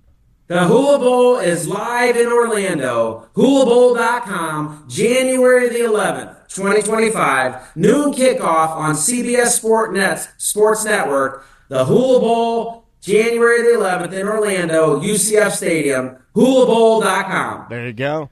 Well, Brett, thanks so much for taking the time. Ohio Brett, now Hula Brett. Yeah. We do. We're making the transition, but Tom and Dan, in my closing segment, I want to encourage both of you. Yes. I can tell I'm working with a couple pros in the media. I get asked to do a lot of interviews all over, and I'm thankful for my Ohio Brett show for God and Country and Sports, but it's always an honor to be on air with some first-round draft picks. This guy got the guns. I appreciate that. Finally, somebody that knows how goddamn good we are. All right, I didn't mean the GD. I apologize on that. Our last question, Brad, because we ask everybody, how much is old Logan? Yeah. How much do you have to pay to buy the rights to the Hula Bowl? Paying because it's a big number, and we're working on a couple of 3-year deals with national, international companies because the Aloha spirit breathes in all 50 states. And outside of Hula Bowl week, I will be working on behalf of the Hula Bowl in all 50 states, setting up speaking programs, concert experiences, and now, because I met you two studs, I may have to be doing some free beer festivals in all 50 states. Oh my God. There's no money in it, Brad. That's the problem. I don't think Logan... you got the wrong guy. You need a director of special projects from Tom and Dan. I can help you out. I'll give you some free advice, and I'll waive the retainer. And he's Brad, going to waive the retainer. I mean, we don't want to say anything negative about any state here, but you've been to all of them, and all of them are not created equal. There's some real stinkers out there. There are a couple of stinkers. Could you throw just the first letter of the states just so we know what's the worst one? Well, the Aloha spirit breathes in all 50 states, but if you did have to rank them 1 to 50, I know that number 1 for me is OHIO, the heart of it all. Ohio is the heart of it all. But friends, don't visit Ohio in the winter. Come to Florida, come to Texas, come to Arizona, and come with me. You can learn more about the Aloha First and 10 raffle, where the grand prize is a trip to Hawaii. But I always answer the question. Unstoppable albino I always answer the robot. question. The question was, number 50 would be Delaware. Number 50 would be Delaware. Okay, Delaware. There it is. I knew Delaware stunk. We got the goods. I knew it. All right, Brett, thanks so much, man. Take care, man. God bless. Okay, I hung up on his God bless. That's bad luck to do that. I didn't mean to do that. That was interesting. Okay. Let's talk about it. This is what we do, right? This is what we do. Let's talk. I didn't know what to do there. I thought for a second, I was like, all right, we could just start going crazy right now. No, I can't do that anymore. And I think that's a young man's game. No. We started into it, and then you were right.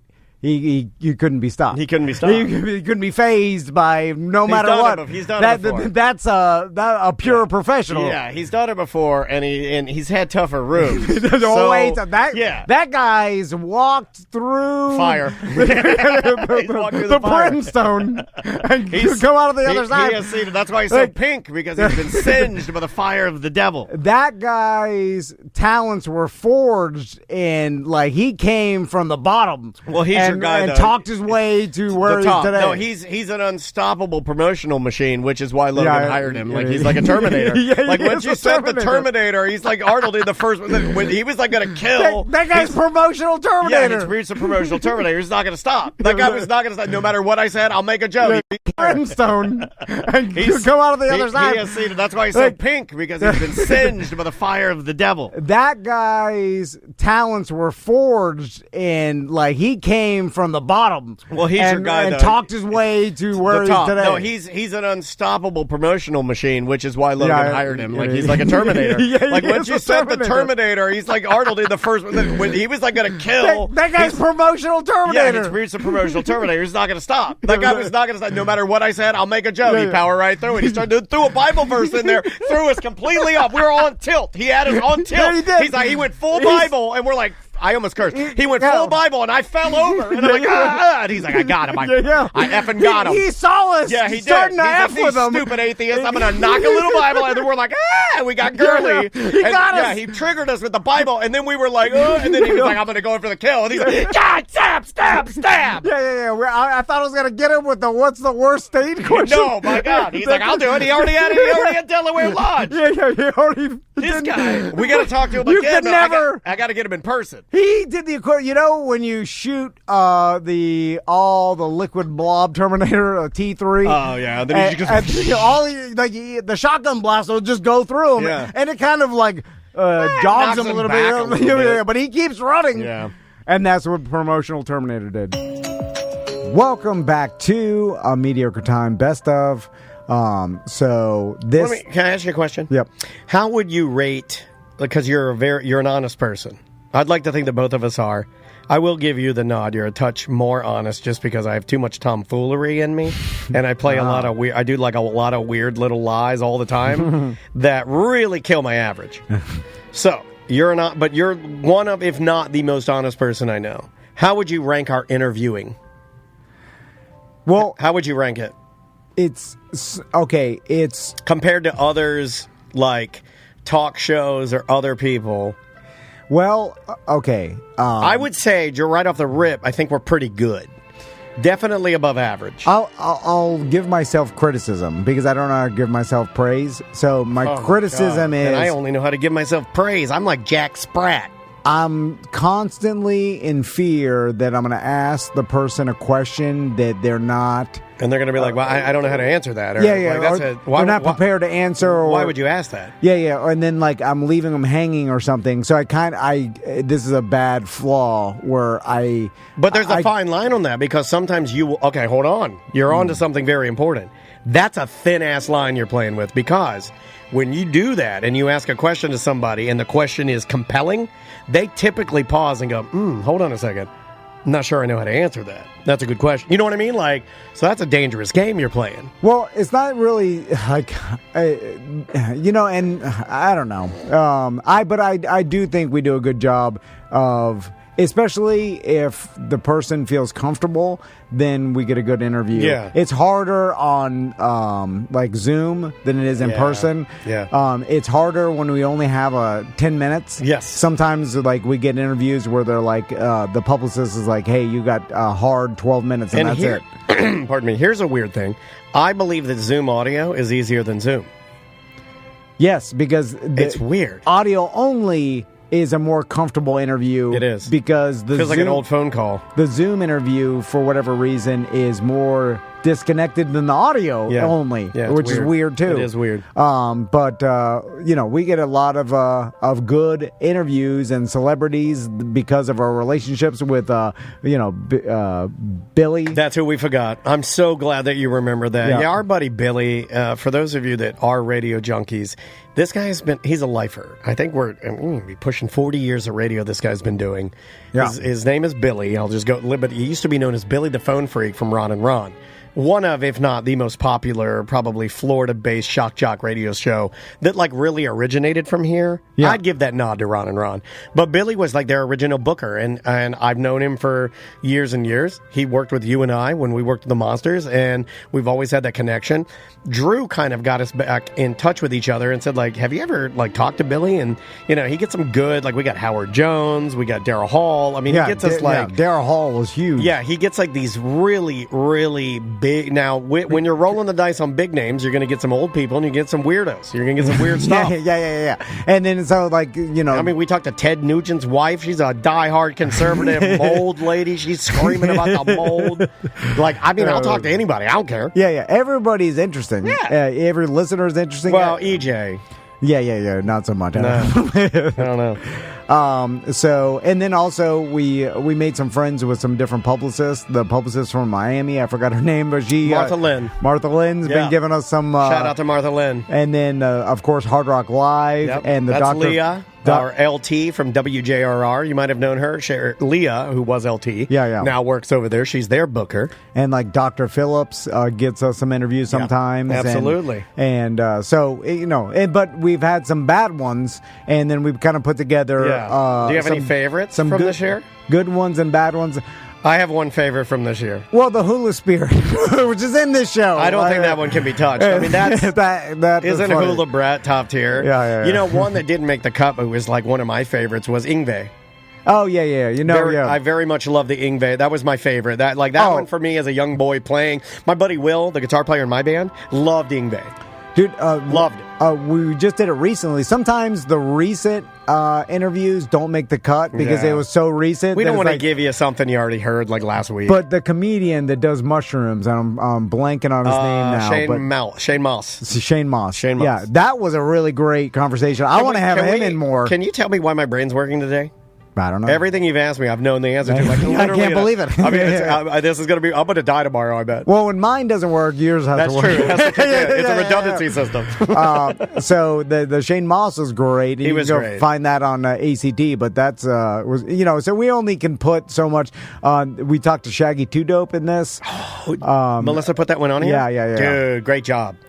We've been waiting to talk to someone from ICP for a long time. I forgot about that. Was on the bingo card. Yeah. That was kind of a bucket list for me and Daniel just to talk to someone from ICP because we've been making ICP jokes and references for 15 years on the show. We also very early on, and I think we've told this before, but it's been a minute.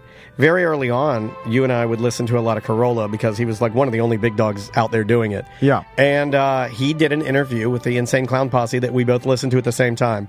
And when I tell you it resonated with us as a small business, because we're like, it wasn't even like a diss. It's a great interview. You could go back and listen to it. It's a great interview. But it's like, if they can do it with their van and they're doing everything themselves, not to say we modeled what we do after ICP, but we kind of did on the, like, because they would just... They didn't need any mainstream media help. They were just like, we'll just do it ourselves. We'll drive the van, we'll print the flyers, we'll write everything. Internet, which is pretty impressive. Very impressive. So we really would, and I know you're big on this, right when we would get tired or we're like doing to do something, we'd look at each other and be like, nah, dude, they did it. Keep going. Keep going. Just keep going. And of course... And at least we're not in Detroit. Yuck. We've had a ton of different comedians come in here. We've always had comedians coming through, but I believe Melissa put the Matt McCusker clip from the Matt McCusker interview. That was our number one downloaded comedian just based on pure hype of all time. Yeah. We have never had a comedian we've had on this show get more YouTube hits than that. He's pushing like 6,000-7,000 just on the day we released it. It was like everyone loves Matt McCusker. Because his audience, the podcasting audience, Shane Gillis and Matt McCusker, that podcast is so big. And no diss to Matt, but I would say that he got a heaping helping of Shane Gillis on our show. Oh yeah. Because I mean, and he's very funny dude. Yeah. So anyway, we put some these interviews, and then we put some ones that went wrong in here. You'll probably like those more. Anyway, so enjoy these interviews, and we will see you next Friday.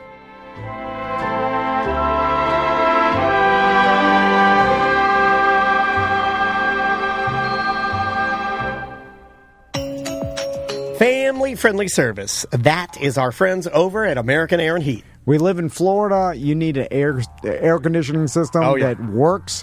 And do people live in Florida without air conditioning? Yeah. That's real rough. Yeah, that sounds horrible. And maybe you have an old AC system. You can get a complete new system. They have financing available.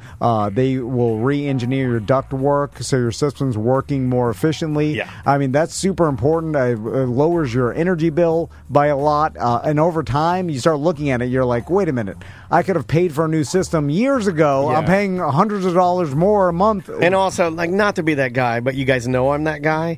Take care of your stuff. Call him and get the preventative maintenance. Get the guy walking through your house. It's just once a year. He walks through, make sure everything works. That way, your house doesn't get 109 degrees and your wife is barking at you because you did nothing. Yeah, and it's cheaper to prevent a problem than to fix it. Yes. So just do what's best for you. Do it. And get that preventative maintenance so you're not stuck without AC or fixing a bigger problem down the road. It's my greatest fear, and I know it is your too. Like when the power goes out, we have no AC during a storm. Oh, no. It is my greatest fear. It's AmericanAirandHeat.com. So I pooped my pants today. Is that what I smelled?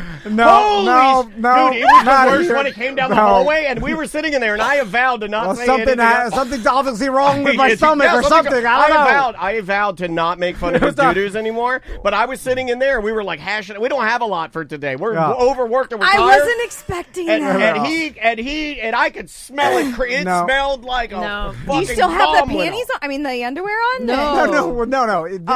I was in bed at you shit in the 7 bed. a.m. No. You did the Johnny Depp. It was during my run. Yeah. He had a runner crap. First one. Well, that happens a lot. Not because of the downforce, you're getting a loose anus. Okay, but listen, this guy. That's true. The more you jog, no.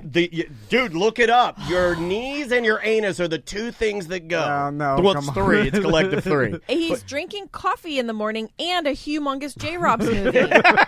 Oh my God! It never bothered me before. We do a big Rob. Before you run 6 miles? No, I do it after my bike. I go up and I bike for half an hour. Then I come down and then I get my Rob. Because when I get up, I got to go glass of water, take my Rob. We call them Robs or Papa Bees. We took a big dump. Then I take a glass of water. I take my fiber and then I take my medicines because I'm an old man. Yeah, after. And I get on my bike and I the ride. protein This is what I think. I think I'm riding my medicines into my bloodstream, right? I got my Celebrex in there. I got my fiber. I'm riding the bike. And then I do my intervals. I do hard. And then when I get done, I reward myself with a Rob. Yeah, and then you when replenish. and then before you get here, I sneak in there and I take a shit. But I always light a match. You got to light a match. Because even that's a lot of like liquid just going. Yeah. Listen. Sloshing in your anus. I'm in bed at 7 a.m. I get the phone rings. And every day that he leaves for run, I always say, please be careful because I'm like afraid he's going to get hit by a You had car. to call her from the side of the road? He said, I need you to come pick me up. And I said, oh my God, what happened? You shouldn't be talking. I thought he got hit by a car, a broken ankle. Yeah. And he said, I shit my pants. And I was like, oh, okay, I'll come right away. No shame. If I get hit by a car, I'd walk home. It was a shit. Did it go down your leg in your shorts? The chat room. Oh, the God. chat room says we should just give the trophy to you and end the bit. Well, that's another reason why I'm talking about it because we Okay. didn't do Shark Week this year. No. So I figured I owe the BDM something. We did say we were canceling that bit. So I was on my run. Everything was normal. And by the way, I drink my smoothie and drink a coffee every As you day run. before I run. I feel like I if do you it. told any other runner that you drink coffee On an and empty a stomach. huge smoothie on an empty stomach and then go running in the heat, they would Yeah. say, of course you shit your pants.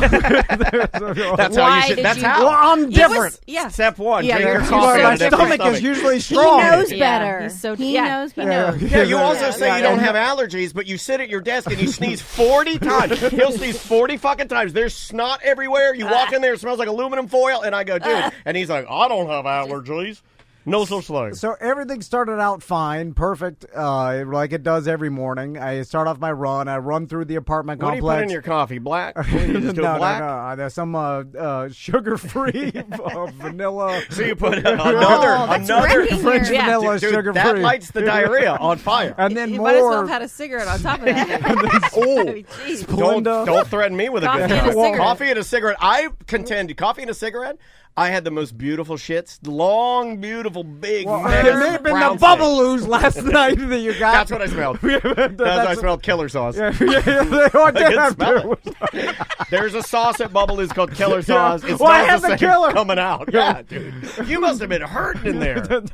You know you are getting older and things change. So He doesn't think that's that. another He thing thinks I'm he's mad getting about. better. Well, okay. He doesn't. He's Don't yell not- at Andrea. He's So- no. You can yeah, yell yeah. at her. Well, You're Your wild. eyes are really red. Yeah, because Yeah, he gets yeah. high every Allergies. morning. No. 'Cause he says it helps his diarrhea. He's like, I gotta get high to stop shitting. Oh, no. So I'm running down the Kewanee Trail, they and I'm in a tears? good mood. You got your shirt off? Yeah. That's You're another like Drew problem. Garabo now. He shits with his shirt off. Well, that's another problem. I just have tiny runner's dukes and shoes on. That's my only clothes. How tiny? I mean, real do they tiny. have the underwear inside them? Yes, I do. Ooh. Oh, I like those. Okay. With a cell phone pouch. Yeah. They, Okay. You Shit pooped all on over your- his yeah. cell phone. Oh my god! And it got in the case. The earbuds. Yeah. Oh, it got behind the case. It got behind the case. So What kind of I case is that? I'm on the trail. What's the one at Target? What is that one called? Heyday. Heyday. You got a Heyday Target on that? And you shit it all up? Your Heyday? I even saw Sebastian from Danger Man this morning. Oh Fist my bumped God. him. He Yeah, was yeah. walking his dog. I see him Danger often. Brain meets Danger Butt.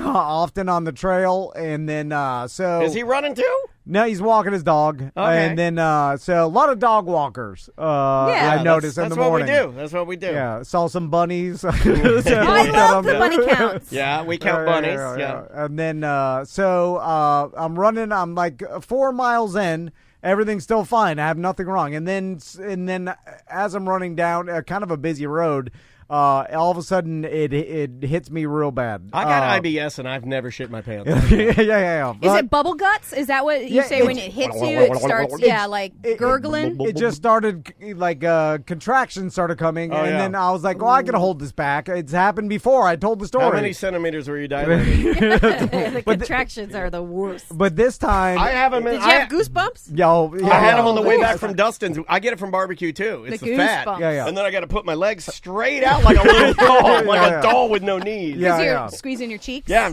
I'm kind of tightening up. So you stopped running at this point, or are you walking? No, because I thought I could run through it because I was just. You could run through it. I've seen people we used to watch those videos of marathon runners. And they just kind of. No, I didn't let it go. I was just like, hold it. I could run through it. It'll go away. But then it started coming worse and worse. It gets to a point where you have to hold something or bend over. Yeah. I don't know. What is that thing? Why do you have to bend over? I don't know. Did you ever think about going in somebody's yard, or in the woods? I'm going to give you a new one that I use. Okay. I'm going to give you a new one that I use because I got IBS. I do it at Publix all the time. Sometimes I'll walk in there and be like, oh, God, and I got to grab onto a cart and lean over it. And I walk it out. Okay. I thought I could walk it out. And so you needed to lean over, dude. You weren't leaning. So I started looking for the woods, but I'm dead in the middle of the neighborhood. Yeah, you're dead.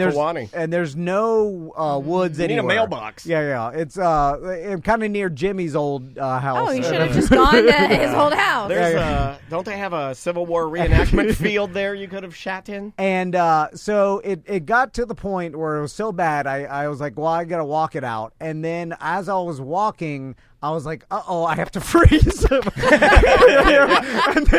freeze! Uh-oh, freeze! Now freeze! So I was like, I have to freeze. Two hops. And so then I froze, and then I'm like, oh, I have to crisscross. I just freeze and plank it out, and then I tightened all the muscles in my body, and then I was like, let me just step into this person's yard. No! You did the logorrhea. You logorrhea? And then I was like, hey, logorrhea. I was like, now I'm going to pretend to tie my shoe. Oh, no. Oh, this is what that guy did at the Blink-182 concert when he was pissing in the cup. I didn't know any of this yet. And then so I kneel down in this person's front yard. Never kneel down. Full kneel? And then did you T-bow? That allowed your sphincter to open up. Yeah, you should have never squatted. Well, it was already open, Andrew. You opened your anus. And it was already, I could feel that it was no stopping it. So you shit in somebody's So yard. I took oh, my God. You're the same as Dansby. He never took his pants down, though. Well, he's too embarrassed. Did you pull the undies to the side? Dude, I would have pulled him down and not shit in him. You shit right in him. I just you filled it up like a diaper? I just took a knee like Tim Tebow in someone's front yard. And then it just started coming out. Lumps, big lumps. And then did you fill your pants? No, it was coming out of coming out of your leg. I pooped into the DC, man. It came out like a big You pooped a pile. What if that person has a ring camera? If I go back, so I sat there for a second, and I was like, "Oh my God!" Is it possible to go back and take a photo of the doo-doo? Is it there? Well, I'm sure they have a ring camera. I decided to move over about two yards because I was having to get away from it. Because it stinks like Bubbaloot's killer sauce. Barbecue smells the worst coming out. And then I started full on panicking because I was like, "Oh my God!" I got it on my legs, and it's all over the back of my legs. Did you get it in your hokas? And then I kept it out of my shoe, but that was because I was still sitting. And then I was like, "I'm just going to pretend to stretch here." But now you're straight up. But cars are flying, morning traffic. People are going to work. Hey, stop shitting your pants! Well, didn't you see the guy in Daytona, Daniel, that had shit all in his ankles? I told you about the guy that shit up his ankles. And he was owning it and walking. Yeah, at least you kneeled. He didn't kneel. He just shat right into his ankles. And so then, TC, man. So then I sat on the sidewalk, like on the corner. I pretended so to you have. sat then in it? No, I was kneeling. Don't say no. You're sitting in your own. And then I was He like, was pretending to I was stretch. pretending to stretch so people wouldn't. Then I was afraid someone's going to stop and be like, "Are you all right, old man?" Hey, why are you stretching in your own shit? It's like the time Daniel flew off the bike and then barfed. And, and the lady stopped. And the was lady like, stopped, but I laid there because I wanted her to think I was dead because I was so embarrassed. See, he won't do stuff like that. I'll just lay there and act like I'm dead. And then Andrew's like, "Get up! This old lady thinks you're dead." And I'm like, "I want her to." It's fine. Because I'm crazy. I don't care. Then I called Crystal and I was mad the whole time that I like come pick me up. I told her to Well, why are you mad at her? No, I wasn't mad at her. I was mad at myself. I was mad at the situation. Did you bring a towel for him to sit on? No, or plastic bag. No, I drove the truck. Okay? So did he have to sit in the back of the I truck? sit in the Wait, back Like a kennel dog. Like a fucking kennel dog. Like an old hunting dog. Like my grandpa's hunting dog. Oh, he shit up. The hunting dog shit itself up, put him in the back of the truck. When I pulled up, he opened the passenger door, and I said, and I thumbed him to go to the back, and then he opened the back seat door. And I'm like, no, way back. You got thumbed. Go back there. So did you lay down in the bed so nobody would see you? No, I sat on the back like I was. But he held an American flag up. Like I was. You got to hold a giant American flag. And then a cop was following us for a second. Yeah, did you have a so story? Scared. I was Some like, lady picked up that mentally ill guy who was stretching in his own shit. I never see cops in our neighborhood, and like this cop just all of a sudden was there, and I'm like, he's on the wrong, he's on the tailgate side of the truck, not the glass side. So I'm like, is he gonna pull us over? And now we got to talk about how he's got shit. That would have been the greatest thing. Oh my god, that would have been the greatest story ever on the show. So then we had to get home, and then I got out of the back of the truck, and I had to go to the backyard and spray myself off like a dog. I'm serious. You can tell your son this. And I had to spray my butt cheeks in the back of the yard like a goddamn dog. And then I have to do that to Andrew sometimes. Right? Did it make you want to poop more? Because sometimes I was so probably angry. Felt good that you got it out. Oh God! Crystal was you laughing. finished the job here at the studio. And you almost killed me. So the job wasn't done because as soon as he got here, he took a quiet one. And then it was a quiet place, and the monster got me. And then I just sat in the backyard quiet for a little while. And you then had to and then I look at myself in the mirror for a while. What song is playing? And I was like, now I'm going to be nervous that this is going to happen every run. No. And I have to change my routine. You vans and your phobias about puking and shit. You can't do that. Well, did you just throw away the shorts, or do you? No, those are expensive running shorts. That's what I would have done. She would have thrown them away. I sprayed them out. I said they're fine. She wants me to throw my underwear away that I poop in. I'm like, no way, dude. Just wash that out. That's why we got to wash her. So are you going to change your ways now? What do you mean? He's coffee healthy. And no smoothie. I get so hungry. I can't. I've tried to run with put a banana in your pocket or something. Uncrustables. That's the name of the show. Put a banana in your pocket. Bring in Uncrustables in one of those zippers. Right. You need something small. Like you can't be filling up on all this chemical. But it never bothered me before. So it just I think it was an anomaly. Older guy. What'd you have for dinner? Let's analyze that. Maybe it was the bubble. Yeah, maybe it was the killer barbecue sauce. How much would you have? A sandwich? Yeah. Would you have beans? You probably put beans. Yeah, you can't put the beans on there. You're getting older now. You got to pick and choose. I have to pick and choose.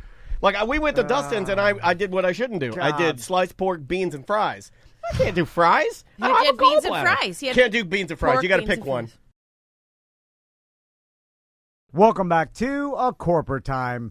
Well, we have a special guest. Yeah, sure. I'll play it. Okay, because it really does set the tone, ladies and gentlemen. Saving your money, one note at a time. That's Ram Daisy.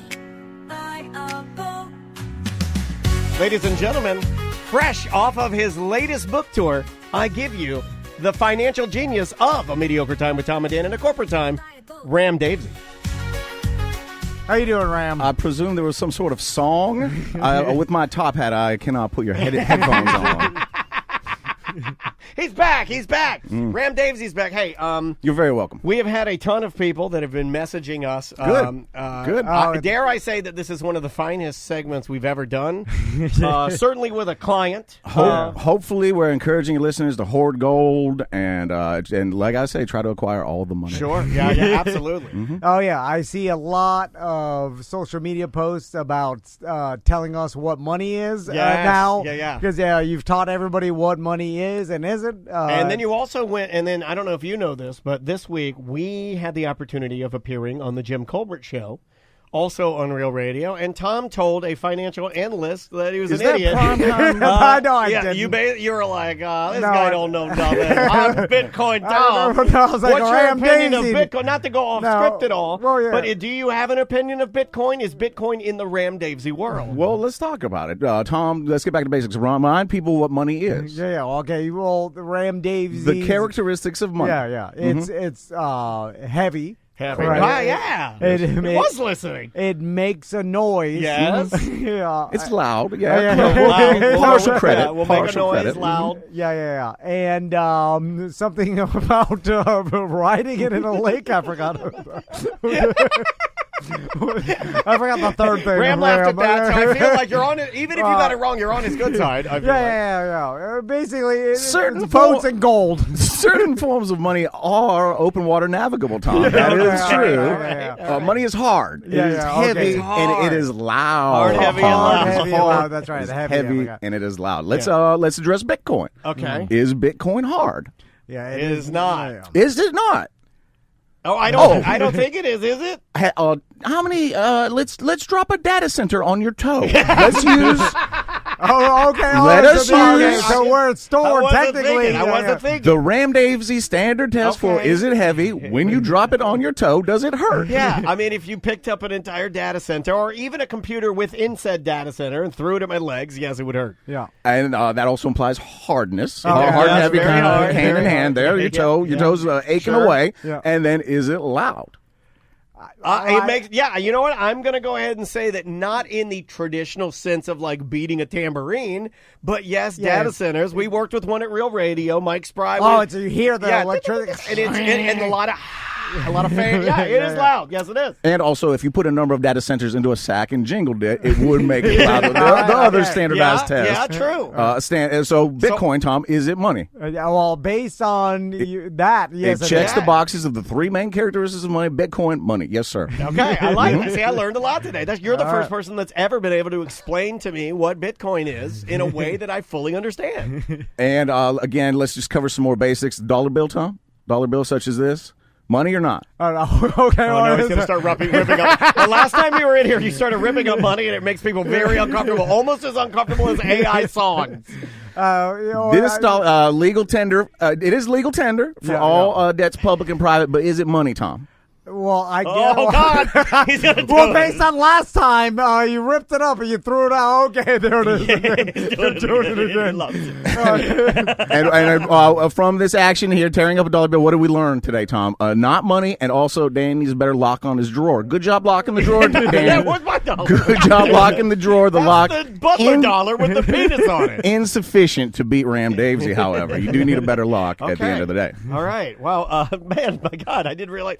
What have you been up to? Is there anything new in financial news that we should be doing? Did you have something on your agenda? Well, I did give Tom some homework last. I gave him a little assignment. I told him to start being the tragedy of the commons in his own area and start making some money with some lambs. Tom, did you not? Well, I'll answer that. I've been surveilling your area. You did not, Tom. So after a number of days, I did step in. I don't know if you've noticed. You're a busy man. I know you don't look around the world very much. I've noticed that in the surveillance of your area that I've been engaged in because I am grazing lambs in your cul-de-sac, Tom. Yeah, I did see I saw by the race animals. car. Right by the race car. So now let me. Yeah, they get scared away every and time. And just since the last time we met, up, their tails go crazy. In wool and meat, I've earned 1.75 boats, Tom, and that could have been money in your pocket. That could have been money in your pocket that I'm taking away from you. That is the Ram Davesy method. What would you say to someone like our good friend Seth Petrozelli who bought a boat at the tune of, let's say, maybe $120,000, and it breaks down all the time. Every weekend he's got a new starter, oil leak, and bed prop. He told me just yesterday that even though it was under warranty, somehow they told them that because of the hours they spent, it was $800 or whatever. Yeah, it's $900. And I'm like, hold on, I don't think that's what warranty means. He said, as we were going down the stairs at the Science Center, he goes, "It was under warranty, but me have to pay $900." And I'm like, well, that... I said, I'm going to talk to Ram about this. Yeah, well, a boat, again, money, hard, heavy, loud. It definitely is money. Sure. And what did my grandpappy used to say about money, Tom? You got to spend money to make money. So when you are a boat owner and you're enjoying that stress-free lifestyle that a boat gives you, you are going to have to pay some money for upkeep and maintenance and gas. Gas does not just manifest itself in the tank of the boat, ladies and gentlemen. You do need to pay for your gas in your boat. Okay. Is it stress-free? Because there's like only a couple times where I'm actually sitting down on my boat stress-free. Can I tell you something funnier? We didn't get the whole story. 99% of the time is some sort of stressful scenario where I'm getting the boat on. When your boat is running and in operation, that time does outweigh the other times. I've done the math. We did not get the full story because what did Seth say to us when we were going down the stairs? He said, "It was under warranty." That was the first part. Then he said, "But me have to pay $900." That wasn't it. And then he said, "Me also have bent prop." Yeah. He didn't even say what he paid for the new prop. Yeah. And then so he was a bent prop is not under warranty because that means because you bid it. A fool and his money are soon parted. That's when you drive. Hold on. Drive your boat recklessly and you bend your prop on a manatee, perhaps. I'm just guessing. No one Seth Petcher's ever. Who goes around breaking their money or bending their money? Correct. Don't be drive your money over manatees. Correct. That's the dumbest thing you can do. It can be expensive, but if you're not putting money into it, how are you going to make money from Correct. it? Money in to get money out. Correct. All right. I love it. So, Ram, anything, have you done any other shows spreading the good word of Ram Davesy? Oh, I'm constantly out there trying to tell people about money and how to acquire it. And people ask me, why are you helping me acquire money? It's just, big fish eat little fish. The more money I manage to pack on you before I eat you up, it's been that benefit to me. Okay, that makes sense too. The more money your followers make, the more they'll give to you. If you're just joining us, let me correct the chat room. Someone just joined us, says, "Why is Ross dressed like a pilgrim that sells roadside fireworks?" That is Ram Davesy. There's no Ross here. You're an insane person, and it's very insulting to our new financial analyst, Ram Davesy. I like when we first started this, we're like, we can't put him on camera. They'll realize what's going on. And then as soon as we're like, just put it up. He's mad. He's like, I missed the whole thing. You could go back and watch. I think there's been 3 appearances of Ram at this point, maybe 4. It's interesting you brought up roadside fireworks. I just tried to get myself involved with the roadside fireworks concern. It did not work out, unfortunately. What happened? I tried to become partial owner in a roadside fireworks stand here locally called Power Spot. Okay. Yes, I've heard. And just did not work out with their owner, this gentleman, Craig LaFleur. We tried to work it out. He was too insistent. Amateur hour over there. He was too insistent on providing quality product at low prices, and I was just not Ram. That is not the Ram Davesy way. I really wanted to fleece some suckers in that Longwood parking lot there, and Craig just would not agree to my terms. Insisted on, like, for example, safe fireworks, and I can't afford that. And Ram's other motto, duds, who knows? Duds, we got them. They're here. No, we also have a no dud guarantee. It just is punctuated a little bit differently. It is no period dud guarantee.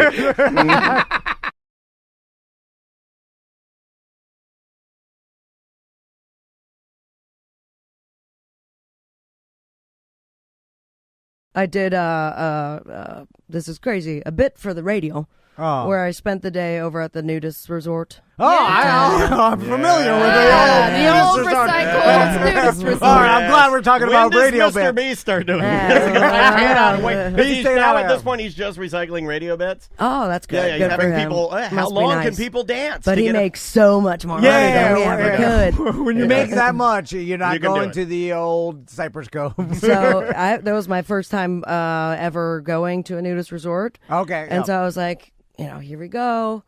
all right, it's fine, beautiful entrance. And then as soon as I turn the corner, there's fully nude old man, balls to the side of his bicycle, like seat. I'm like, oh. And then the rest of it was, I've got to tell you, when it comes to whose dong is bigger with these old ass men running for president, it doesn't matter about the dong because the balls they're giant and they sink. Let's talk about this for a second. And it's highly uncomfortable. So don't worry about that. I want to have an intervention. Ball lifts more popular. Because nobody looks at mine. I say just I want to have an intervention with you for a second because this is coming. Does he have big balls? No. I've seen his balls, but it's been a minute, so I couldn't describe them or draw them for you. But here's something that bothers me. It's not the nudity at the nudist resorts that ever bothers me. Penises, breasts, vagina, whatever. You got what you got.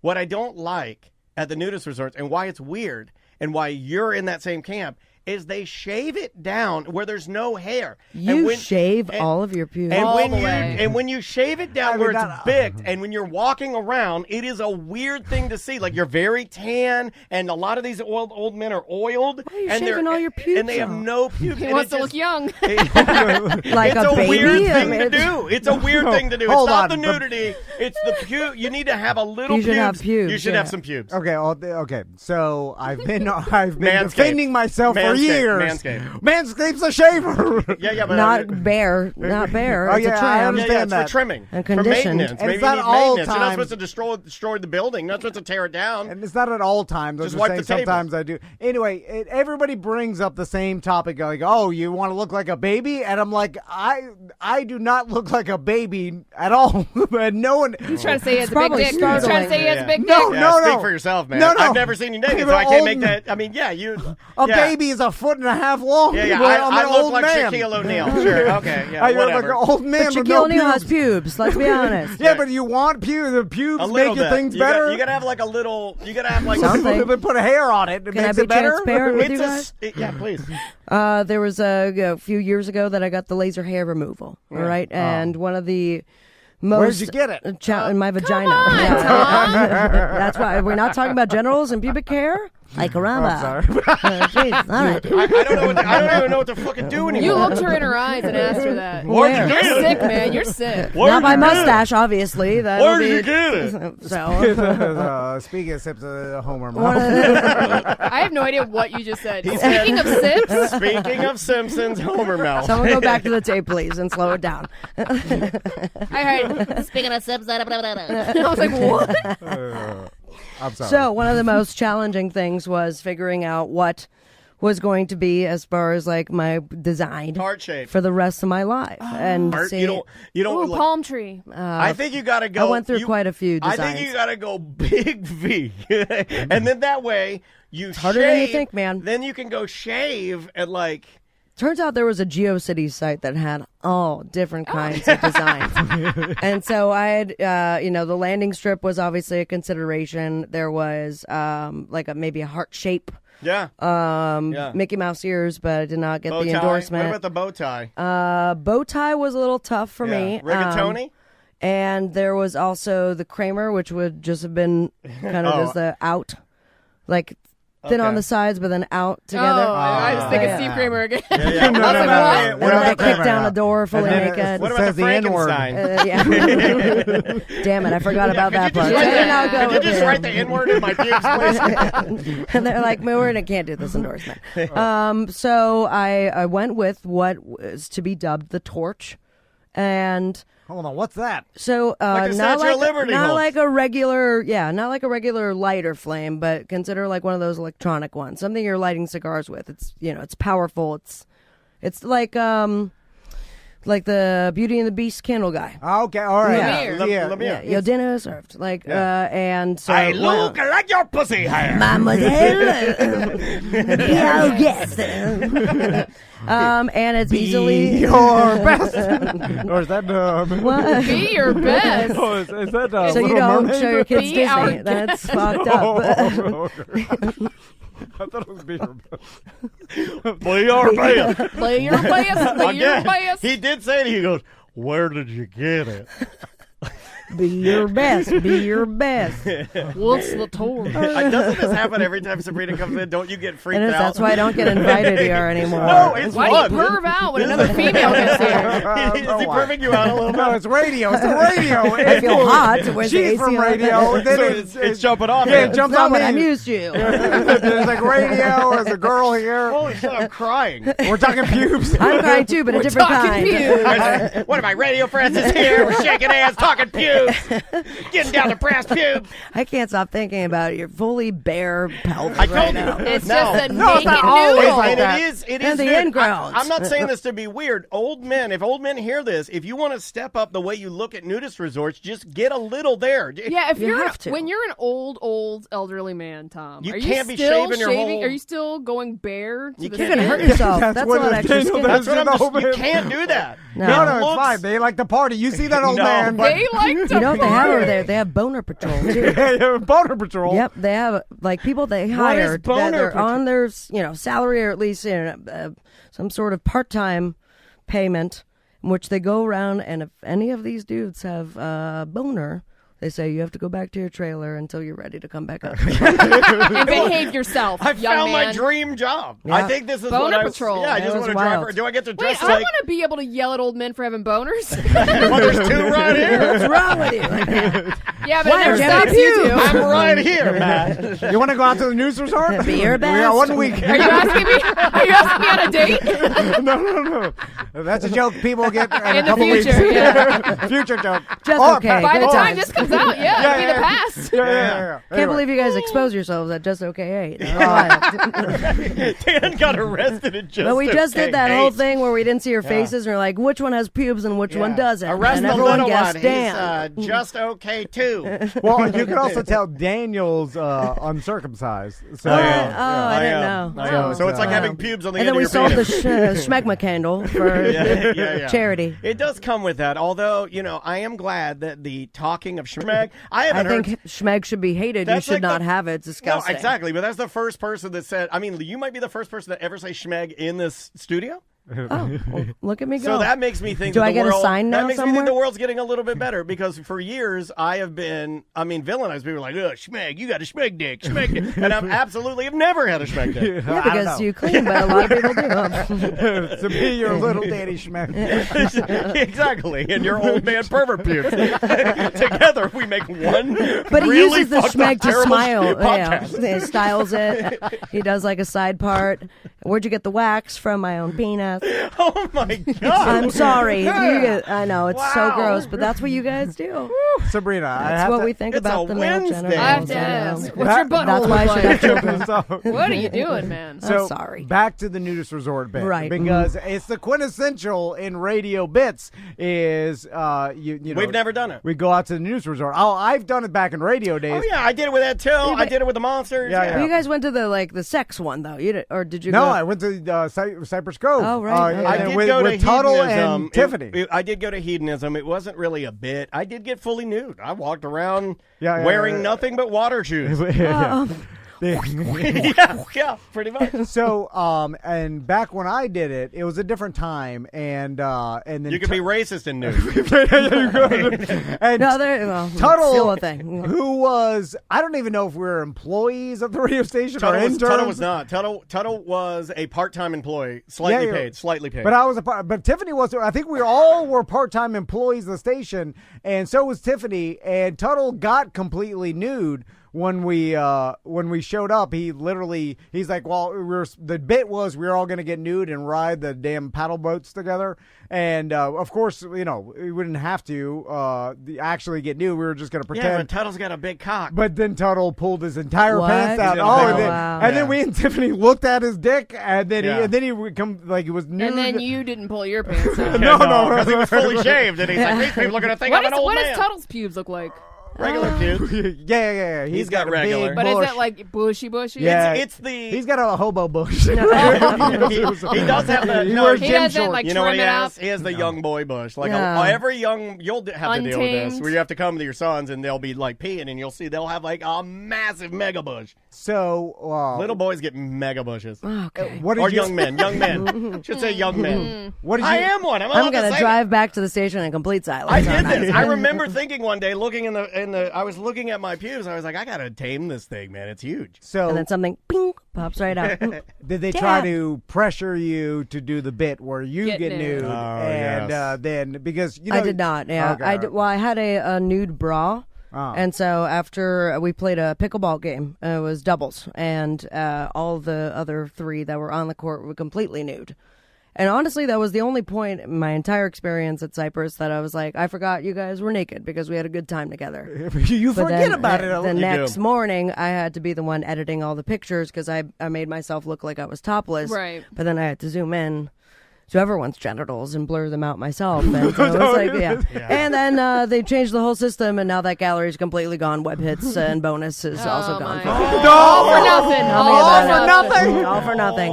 Except for the images in my head. I love a good hold. Not to, I know it's frustrating, but the PTSD lives on. Well, now luckily AI could do it for you, but unfortunately, you can't unless you're like in a slightly salacious, like boring. I'm trying to make a Florida Slam Hog hunter's permit sticker. Right. As one does. Yeah. So I downloaded the old Florida terrorist hunter sticker, and they don't even like picture of man with gun. They don't like but can't you just pay more I'm money? going to, okay, They don't like the word terrorist. They don't like any of that. But like there would be a time where you could feed all those photos in.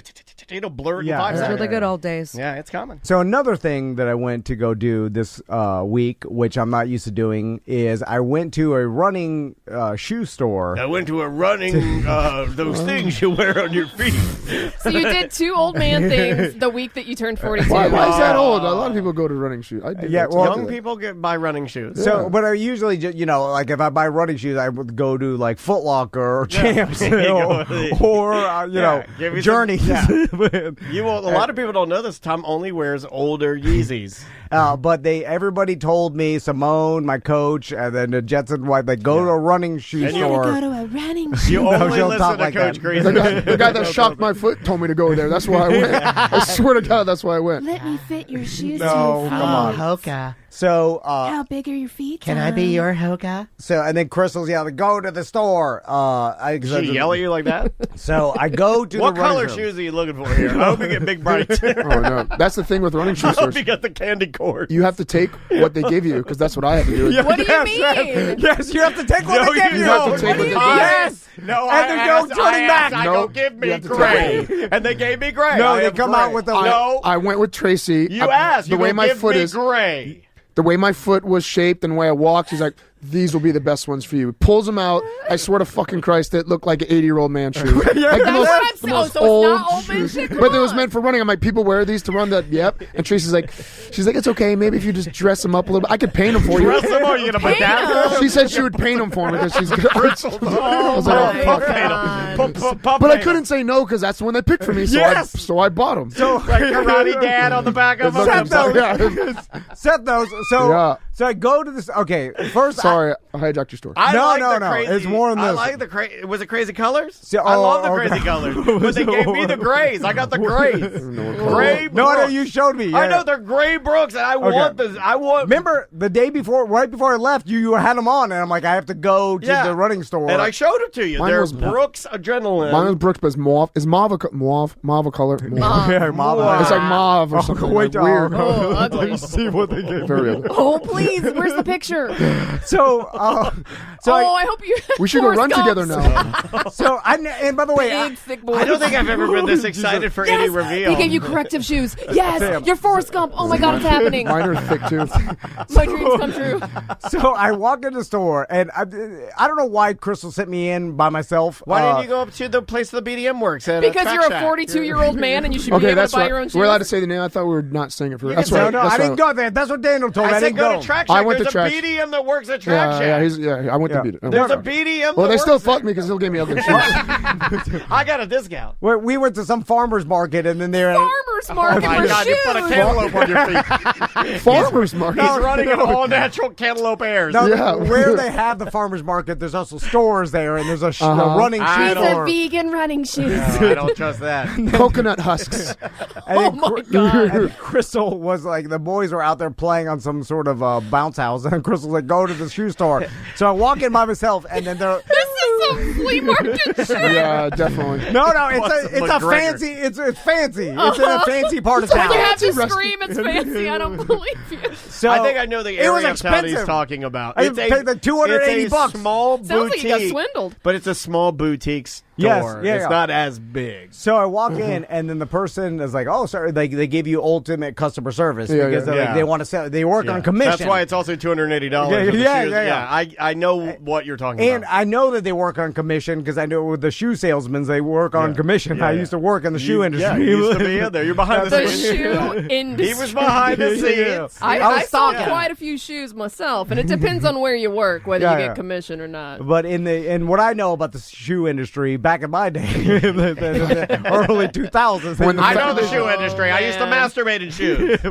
So anyway, my friends masturbated. So the first thing they do is they take me over to a fancy feet scanner. Oh, I have to take my, no, I have dude, to just take have my, them measure it and look at your feet. No, it's a whole scanning system that I stand in, and I put my now, feet if you're on. mad about the nerve test and you're not mad about this, You gonna shock my feet? Don't shock my feet. because you called it a fancy foot scanner. So I get on the scanner, and they scan my feet, and then the guy animals not allowed. The shoe nerd. he's like, yes. It says here that you have one long boy and one squirt. So he's like, you have whoa, a squirt and a long boy. He's like, whoa. He showed like, He has one foot. That's not professional. Did you know this? He has one foot that's a donut hole, and the other is a long boy. They're two different size feet. They're a foot. They're a foot. full foot. They're full size. He's got one little baby foot. He's got one is 3 inches, the other is like 9.5. Take my good foot. One's a little over a 10, and one's a 9 exactly. And then I didn't know this. I What knew does that that. mean your penis looks like? Half of his penis is small, the other half is long. Wow. When I was 15, I broke my right foot. I smushed all my toes on my mom's three-wheeler in the backyard. That's why they don't make those anymore. Mom three-wheeler. That's how we knew you were the rightful king of Castleberry. Check his feet. Have they been smooshed to the back? I read in the tome about the day of reckoning. Yes, his feet were smooshed back on the three-wheeler. You are the rightful king of Castleberry, sir. So then he's like, also, did you know that your left foot is long and skinny, and then your right is short and stout? Yeah, I never noticed that, asshole. Did you have a short, fat Dan foot and a long, ugly, dumb He's foot like, top? You have Jack Sprat feet. One can't eat no lean. So then he's like, one's long and skinny, one's short and fat. Then he had me walk on If this somebody pad. said that to me, I'd punch him in the face. You don't insult my feet. And then he had me walk on this pad To check your gait. to check my instep. Yeah. And then he's like, "Oh my god, he's like, Dear God, you're not walking, you're hovering." He's like, your feet are completely flat, like a slappy hand. That's why you do. We know that is how you walk, bro. You womp the floor when you walk. You know, normal. You walk like Shaggy from Scooby Doo. You know how normal footprint has like a crescent footprint. Yeah, you know? outside arch. Yeah, yes. you dig your point in and you whip your long boy. Oh God. Yours are like cavemen or like dinosaur stomps. He digs in the pointy. The short one, he digs it in, and he takes the other one, and he long boy whaps the. Showed it to me. It's like a Jim Phillips whip. And he showed it to me. He's like, "Look at your feet. Look at your footprint. It's flat. I've never seen. It's like a cartoon." Said I've never seen anything like this. You probably just Googled a picture of an Hey, alligator yo, Jay, we ain't never seen anything like this. God. Baby whale. It's a baby whale kid. So then I go sit down. He's like, I'm gonna go bring some out. So he goes. I'm back. gonna make something special for you. And then he starts bringing them out. Right. So this is the second problem. Is that when a salesperson like puts something on me and then it says, "How does it feel?" I don't know how to feel. Yeah, because you have to feel what you look to everybody else to see how to feel. Yes, it makes sense now, man. So I put the shoes on, and the regular shoes, and then he's like, "So, how does it feel?" And I'm like, how should it feel? And then he's like, "Stand up." This is my first time. He's like, "Stand up and walk around." I stand up and walk. This is why he needs mommy with him. I walk around, and I'm like, "I don't know, you guys. It feels like shoes. I don't know. What is it supposed to feel like?" And he's like, "Does it feel good? Is it rubbing anywhere?" And I'm like, "Well, yeah, is it like pinching your toes? Is it too tight? Is it rubbing up the back? Like, what do you mean? You're 42. You should know how to feel if shoes. He doesn't wear shoes. In his defense, this is like the first pair of shoes he's ever bought. It's like watching a caveman tie a bow tie. So then I'm like, "Well, my thank you for the visual representation. I appreciate that." So then I'm like, "Well, my long foot, it is touching the end. The long boy. The long boy is touching the end." He's like, "Oh, okay." He's like, "I'll go back." And back to the drawing board. So that kept happening. I tried on some Brooks and a New Balance, so the whole thing. Yeah. So I tried on, and I'm like, "My long boy's still touching." And then he's like, "All right." He's like, "All right, I got one more." So he goes to back. The vault. Same He thing, goes to the vault. He's a dialing. And so then he No one's ever worn these before. He pulls out what I can only describe. These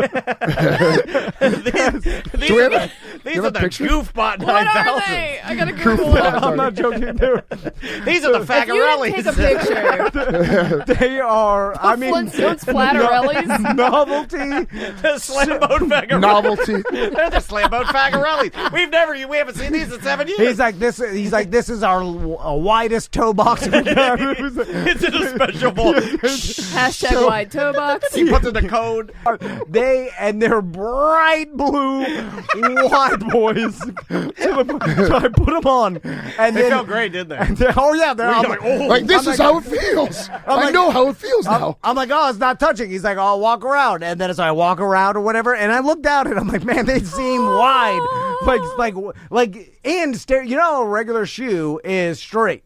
This one goes out in the back and the top."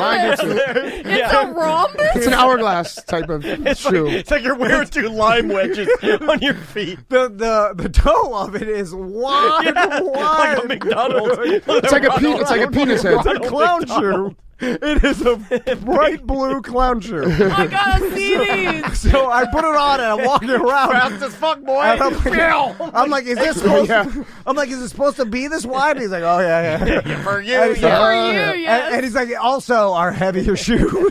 Heaviest? And then I'm like, "Is it supposed to be heavy?" He's like, you have corrective he's shoes. like, "Sometimes." So I put it on. I think I'm gonna throw up. I'm stomping around, and then I try to run in place, and I'm like, "It feels fine, I guess." And then he sells me an insole. God. He's like, "Insole to." Did you get socks too? I had to get the socks too. Yeah. So then I leave, and I'm like, "All right, bought the shoes." You didn't wince when he said the price. You're like, "Oh yeah." But because Daniel tells me, he's like, when you go and do something right, it's expensive. That's what I do. I mean, you know, if he does buy all the, I mean, your bike, if you had to buy that, dude, I mean, it's super expensive. Yeah, it would have been. You're lucky that you were gifted that. So then I get home, and Crystal's like, "Let me see your new shoes." It's weird that you get that luxury, dude. With as many mistakes as you've made, Andrea always checks my work immediately. I never get I get to execute it and then walk and then just let it sit. Well, she just assumed like someone's going to help you the whole time and fit the shoe. And she told me, she's like, "Just tell them the truth or whatever." And I was like, "Okay." You are the biggest liar of everyone because you just want to make everyone else comfortable. Well, when I was walking around with the clown shoes, I was like, I feel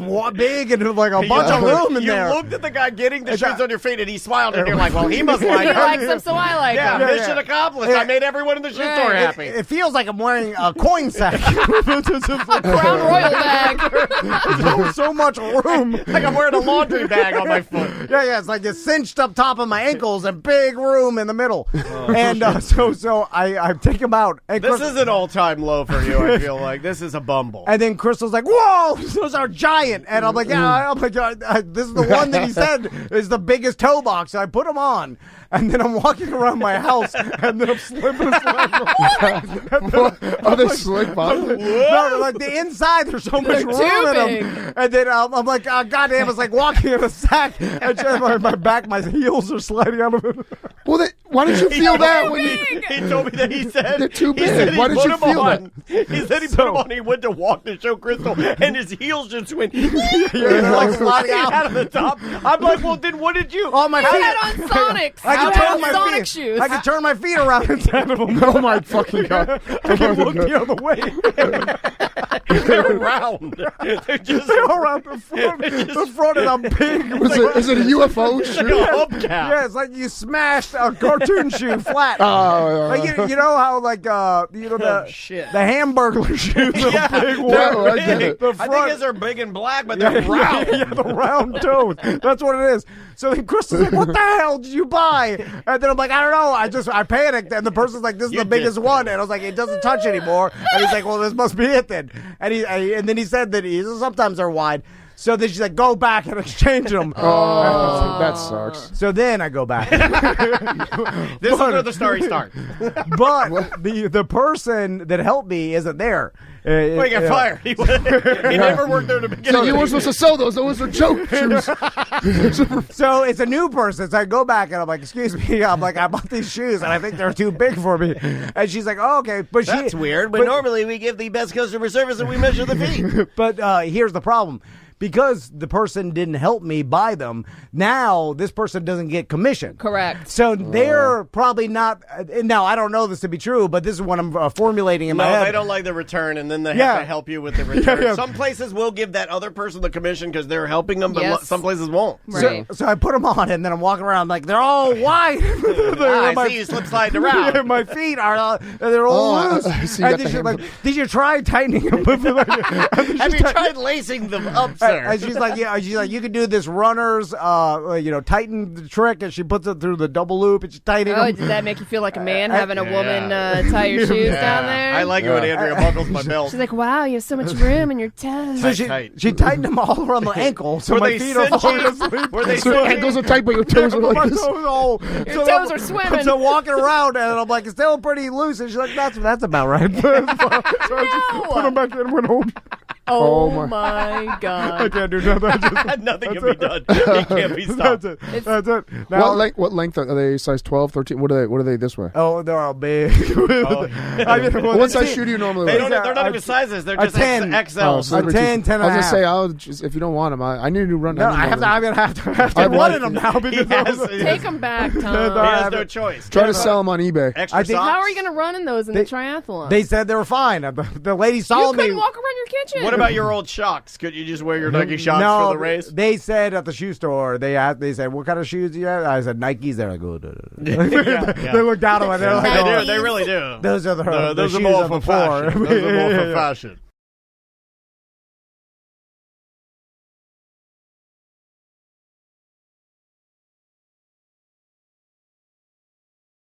Cadillac Pat's here. How you doing, What's up, gang? What's up? What's going on? How we doing? What's going on, Cadillac Pat? Good to see you guys. I'm a little sad, Pat. I went to go see you the other day. We were doing Disney trivia, and you didn't help me win. You got to help me cheat. Oh, my God. Pat, we were come so on. busy. I could not even have a moment to help you guys. How's bartending? It's going. It's going. Last night was chaotic as well. We had another Marvel trivia, so that brings out the people, too. Mm-hmm. And I was... not myself. People get mad at trivia, man. Yes, because people are on their phones. You know, there are people. I've caught people cheating at trivia. I've pressed that. I'm 100% sure someone did cheat at Disney trivia because I was like, "There's no way these people knew some of these questions." I know. We had some trivia where I was like, I wanted to load the questions where it was like literally impossible to know without Googling. Like some movie, we knew some people that were cheating once in a while. I'm like, I want to make the question so specific. There's no way. And we did once, and no one got it right, so we never got actually. But I've caught people in the act. Other people have come up to me and said, "Hey, so and so." I saw them. I don't care enough. I know. I was playing trivia at an ale house, and I saw some people. I get cheating. real competitive, man. And this was with Andrea, and I saw some people cheating, and I'm like, "Hey, those people are cheating." And Andrea was like, "We got to shut them down." I was like, I was like, I just want to get. This is probably what makes me a horrible person. I was like, I just want to get blasted. Yeah, right. I was like, it doesn't mean you. Who cares? I was Not like, your business. I was just like. Also, if I'm trying to win, it's my business. Well, yeah. If Yeah, I get it. But if it's like you just see someone cheating, and also who's cheating at their local bar? A lot of people. Many a lot people. of people. But it's a lot. One of them might be my father-in-law. You're win. You're not supposed to say that. You win some free breadsticks. Yes. And it's like, do you feel good about yourself? Yeah. It's a false win. It's like you cheated. You got a 5 chicken wing appetizer, like, dog. Isn't the whole thing that when you win, you feel a sense of accomplishment because you absorbed a bunch of nonsense information that doesn't matter? But think about it. We are ready to end the era of accomplishment because AI is going to do everything for us. So maybe we're ready for it. Maybe we're ready just to we're going through the motions of doing trivia, but we're cheating. So you're really not doing anything. I mean, it's really no different than having AI write your paper, right? You're still going through the motion of writing a paper, but you're not really doing the work. Isn't that where we are as a society? Like, why even go to school anymore? You can look up everything on your phone Pretty immediately. sure that's what Tom argues all the time. I mean, I'm just saying, are we there? Maybe societally, we are at a point where we're just like, we don't want to do anything anymore. We're tired. My spelling is so bad all the time. I Google how to spell words like almost daily. Tell us something embarrassing you can't spell. I just learned how to the difference between dinner and diner and dessert and desert. You have to leave. You have to leave now. I knew there was two. Dinner and diner. You work at a bar. Hold on a second. Serves food. Would you two be willing to do a big steak spell off? Oh my God! Spelling bee. Hold on. It's half physical challenge. Okay. Strength and spelling. No. It's a strength spelling challenge. Pat, we could never show anybody the truth. No. It's a pay-per-view. It's a pay-per-view. I'm not joking. What if I did it private pay-per-view? They have to pay and you guys split the money. All right, I'm in. It's so sad. It's Mine is double-palooza. terrible. I'm not, but I look into Pat's eyes. I know that You both look terrified right now. Pat, I know that me and you. Wait, I'm a bad speller too. No, not even Not close. like you guys? We're a product of South Florida. Yeah, you both are pretty Broward bad. County Public Schools. I fumble pretty bad, but I'm not. I wouldn't say. I honestly believe in you. I honestly believe that spell checking has taught me. It's like Duolingo for me. I have learned to spell things because I've used a computer for so long. Yeah, some words like honestly the word tomorrow because there's one. Oh my God, Pat! I'm not joking. Pat, you have to leave the show again. I was like 27 years old before I learned how to spell the word tomorrow because I would always think there's 2 M's. 27 years old. Because I was so embarrassed of it being wrong all the time that I finally forced myself. And my buddy Frank just taught me I know there's the when you say your like you are is the YOU apostrophe RE. Yeah. I was always that guy putting YOUR. Right. Up until like a year ago. I swear to you, if I text you, it's YOUR. You know, another thing that's vintage that you might want to look into is Hooked on Phonics. Yeah. Because it worked wonders for kids in my school. But it's the spelling. We can read. Yeah, I can read fine. Can you? Yes, because even if we see a word, we figured out what it means by the sentence. Yeah, that's how we read. Yeah. So we're like, we can get the context reading clues. You're using context clues. It's the spelling, and we're so bad at spelling that we'll write stuff, and the computer can't even figure out what we're trying to spell. That's constantly. Why you are the last line of defense against AI is because you're the only ones that can battle it. I call it Porky Pig spell check because I'll write. I'm trying to write. That's my screen name on Xbox. I'm trying to write definitely, which I don't know. Oh my God! Don't get me started. I'm like definite, definite, pretty sure. And then I just change. Guaranteed. I abort definitely and just put some other word that I know how to spell. And I know Pat does that. Why don't you use AI? Why don't you use ChatGPT? Say, how do you spell tomorrow? Or why don't you write it out the way you want it? Copy the whole thing, put it in ChatGPT, and with 1 second, all you need to say is, keep this the way it is, just correct the bad stuff. You know who knows, and Pat knows this too, if I type it into Google search, it'll pop Google search knows. It gets you every time for sure. Yeah. Because the spell check on my email and everything doesn't always know get it. But Google does. I have to go to Google and then type it. Dumber than Google. Yeah. Google's the only one. Google's my friend. You get me, Google. Google's my friend. It's literally. man's best friend. Oh my Google God. my friend. Without Google, we couldn't even survive. No. I'm not even joking. Hey, Sam, Google my friend. This guy's a goddamn idiot. But that's how sad it is. We are adults. Yeah. It's real sad. You run a business. Yeah, you're spinning out of This control. is how we about got it. into T&D Medical, by the way. Like you We've are had spinning. relationships with other adults. We live in this world. We pay taxes. I graduated college. Yeah, You did? I graduated UCF. college. Oh my Well, God. see, this explains a lot about you. With a 3.2. I got a 3.2. What did you Oh, have? I don't know. I didn't pay attention to Yeah, it. we got to do the spell off. We gotta. Oh How my could God. we have graduated? We won't even. I know. I'm gonna put in 5th grade spelling words. Put it down. I mean, we could do this at one of our can do it events. right The spell now. off will be so boring because we're both going to get every single word wrong. We could have and then Sam and Daniel are just grading it. They're all They're laughing. mad. Yeah, they're mad. What grade spelling bee words do you guys want? How low do we want to go here? 5th grade. 5th grade? Are we going that's fifth grade? Pat, that's too high. Because my sons are in 3rd and 4th grade, And they got words? Oh, their spelling words have already surpassed what I my could do. God. And welcome back. It's time for the great spell off. Oh my God. I know exactly what spelling level we both are at. It is very sad. It is a 1. You get above. It's 1st grade Oh spelling my level. God. Anything above about 5 letters, I'm out. And I knew this because I got into like I know which grade we are. Beautiful dog. Greatest speller. Big word. because once my sons got into mid-grade 2, I was like, whoa. Like Hippopotamus what? Oh no chance. No chance. the word animal is confusing sometimes. I'll just tell you. I know what's confusing about it because our brains work the same. Do you want a word? Yeah, okay. Yeah. Who's first? Who wants to go first? Tom? I'll go first. All right. Okay, your first word. Meadow. So my brain meadow like a Like you're running through a meadow. No. Okay, METOW meadow. METOW. Meadow.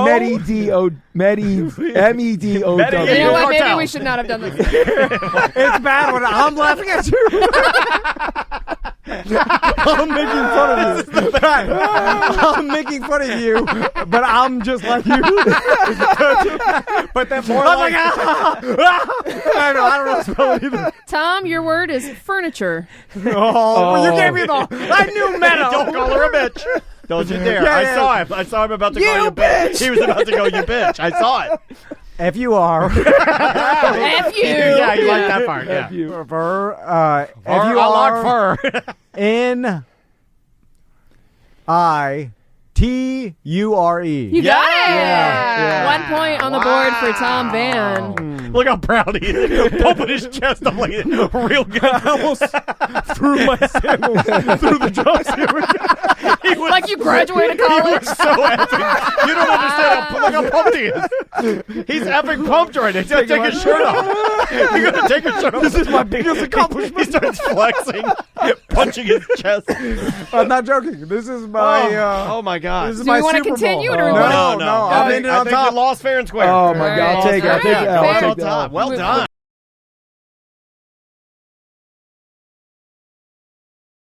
All right, let's get into it, Drew. Well, he has a theme song first. Oh, God. I know. I gotta go. Gotta do it right. Handcrafted, He just does- for you all. Game show Drew, as is the norm with his game shows. He always comes with a myriad of different games, but he also comes with a custom theme song.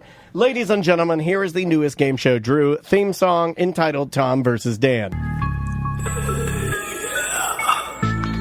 Tom versus Dan, Dan versus Tom, Godzilla, King Kong, Dong, King said ring the gong. Tom been working out and he getting real buff, but he bootied in his pants, so it may not be enough. Little Danny Dennis, the menace to society, but could he really win it when he's riddled with anxiety? Touch gloves, show love, it's the end of the song. Let's get it on. DJ Girl Fight.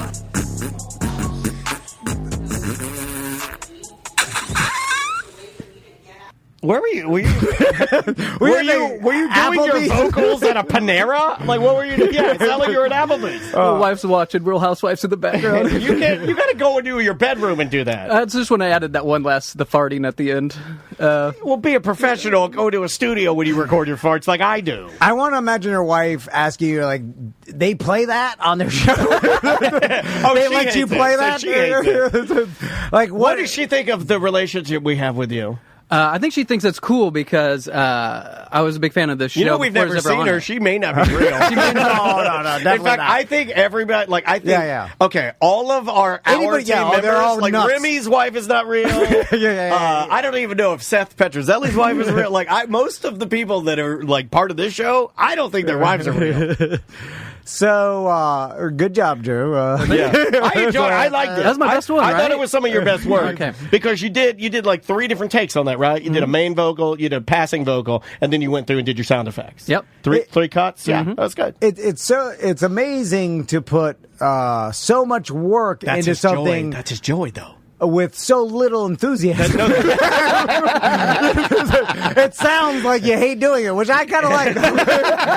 You're bringing him around in a really weird way. I like that you hate it, but then it's also, oh my God, it seems like a lot of work. Yeah. For, it's hard to figure this out. Anyway. It's hard to understand someone both being enthusiastic and hating it at the same time. So, for those of you who haven't heard the segment, Game Show Drew takes clips and trivia from a corporate time, a mediocre time, the BDM shows, all of our content. We do a lot, and he asks us trivia questions about that content. And we never remember anything. Yeah, we can't remember I'm what the we worst said. at this. You're probably the best at it. When Sam was here, she was pretty good at it. Sam was the best. Yeah, I'm really bad at it because, like, not only do I not hear any of the things that we say on the show, I don't care about any of the things we say. But then when I hear them back, I'm like, oh, that's pretty funny. Yeah, I do laugh at the show. Good. If I'm listening to the show outside of doing it, I laugh at a lot of stuff. But then namely me, though. I think I'm pretty funny. Yeah, but then I get mad because I'm like, we should be more rich. If we're that funny. Yeah, I'm like, we're funnier than, I mean, we're definitely funnier than Talk To Her. Yeah. We're definitely funnier than that, but we're nowhere near as rich as Talk To Her. Or as popular. No. Which will really get you as an artist. It's now a stinger. I see. It's a stinger. If you're an artist and other worse artists are making way more money, you're like, whoa. You know what it makes me want to do? How does this work? And you can tell me if this is wrong, but you know what it makes me want to do? It makes me want to shoot up a place. The wives don't. Is that bad to say in this day and age? It does. Like, if I'm an artist and you're getting richer than me and I am not succeeding, but I'm funnier, right? You got something must be done. Okay. All right. What do you got, Drew? Let's start with. Well, first of all, I should probably tell you there's stakes on the table. I know. Stakes on the table. So usually there's like a prize or something you win, right, at the end of this? Yeah, but you always give garbage, like the fish mask that stunk up the whole studio that I had to throw out. My gardening claws. Those were great. That's like okay, never mind. Last week you talked about this occurrence in Orlando where cars are getting vandalized, but you think it's fake just so people could get it attention. Is fake. And then Charles sent me like AI versions of his car with spray paint on it, and he thought he's getting one over on me, and I'm like, come on, Charles. Well, the winner today gets to take these chalk markers and chalk up the other person's car with whatever they want. All right, okay. I won't let anyone chalk my car. That's not happening. I will kill you. If you chalk my car. You heard him with the shooting. It's crazy. What if it was just your windows? I would allow my windows. He paid a lot of money for his tent. Yeah, I did. I just got you don't want chalking up his windows. Yeah, I know. Don't just. You know what? Just get the hell out of our studio. This is played. This has run its course. It's over. You can chalk up my truck. It's, okay. There's 1,000 dents on one side of it. Wait, we could circle the dents on your truck like Howard Stern used to circle women's bodies' dimples. Yeah. Remember that? He'd have ladies come in. I've always wanted to do this. He'd let ladies come in and he'd get a grease pencil and he'd draw on the areas that they need help. Weren't you watching some in the 90s? Yeah, I was watching it compilation about how horrible everybody was about like body image. I was watching it yesterday. It's so horrible, the stuff that people got away with. I laughed at it, though. Yeah, it was funny. It's funny. All right. Anyway, so you got some prizes to give away to the winner. Prize. Now there's less playing now. It's just me and Daniel. Mm-hmm. So and the next time you come here, it'll be it should be Daniel. Then you'll just be. Why are you gone? Yeah. Why aren't I gone? Well, because I'm fake nice to Drew. Well, I don't even know how to do the recording. Yeah, but if we're not making any money, then we won't be. Yeah, recording. but if you're gone, the Jews show up and we're like, "Oh, you want to just talk?" Wait, I don't want to talk. I'm getting a divorce, Drew. I shouldn't even be here. Anyway, so let's start. All right, here we go. Question number 1. Remember, each question has a hint with it to help you find out the answer. The hint to question 1. Are we still saying our names? No. To buzz in? No, and you can guess as many times as you want now, too. So you can guess. Oh, so we just yell? Just yell it out. Oh, wow. Just two of you. We don't have to have all. You've gotten lazy. I like it. I like this. Hint, EJ Armageddon. On Thursday's episode titled Gotta Stick Your Feet Out, you talk to Spencer from the Science Center about a new moon that will orbit the Earth's gravity. How did Dan relate this story to EJ? Big fat, something big and fat. Will it revolve around EJ? EJ Armageddon. Yeah. Something about EJ getting stuck in a spaceship. I just realized that if Sam's not here, no one knows the answer. Maybe this whole bit doesn't work unless someone is paying attention to what we needs to say. pay attention to the show, and neither of us listen to the other one. I didn't even know the name of the shows because they get named. KC names them. KC names them. After we do the show. He's the one that puts up with it. I never look and at I'm it. having a hard time remembering who Spencer is. So I don't know, man. We're looking for, Dan, you said, just like the new moon, EJ is also a slow-moving asteroid. That's pretty good. EJ Armageddon. All right. So it's still 0-0. 0-0. We'll get one. Really, it's going to be the person who remembers it once who's going to win. This is. I feel like this is very. I'm not going to make that joke. I'm not going to make that joke. All right, here's your hint. Winning BDMs, let it linger. All right. On last Monday's episode of Tom and Dan titled Mad at Math, Tom came to the reality that his math religion had failed him. In defeat, Tom asked for a song to be played. What was the name of the song and the artist that Tom said? Well, he got it wrong because he wanted to go with the Cranberries.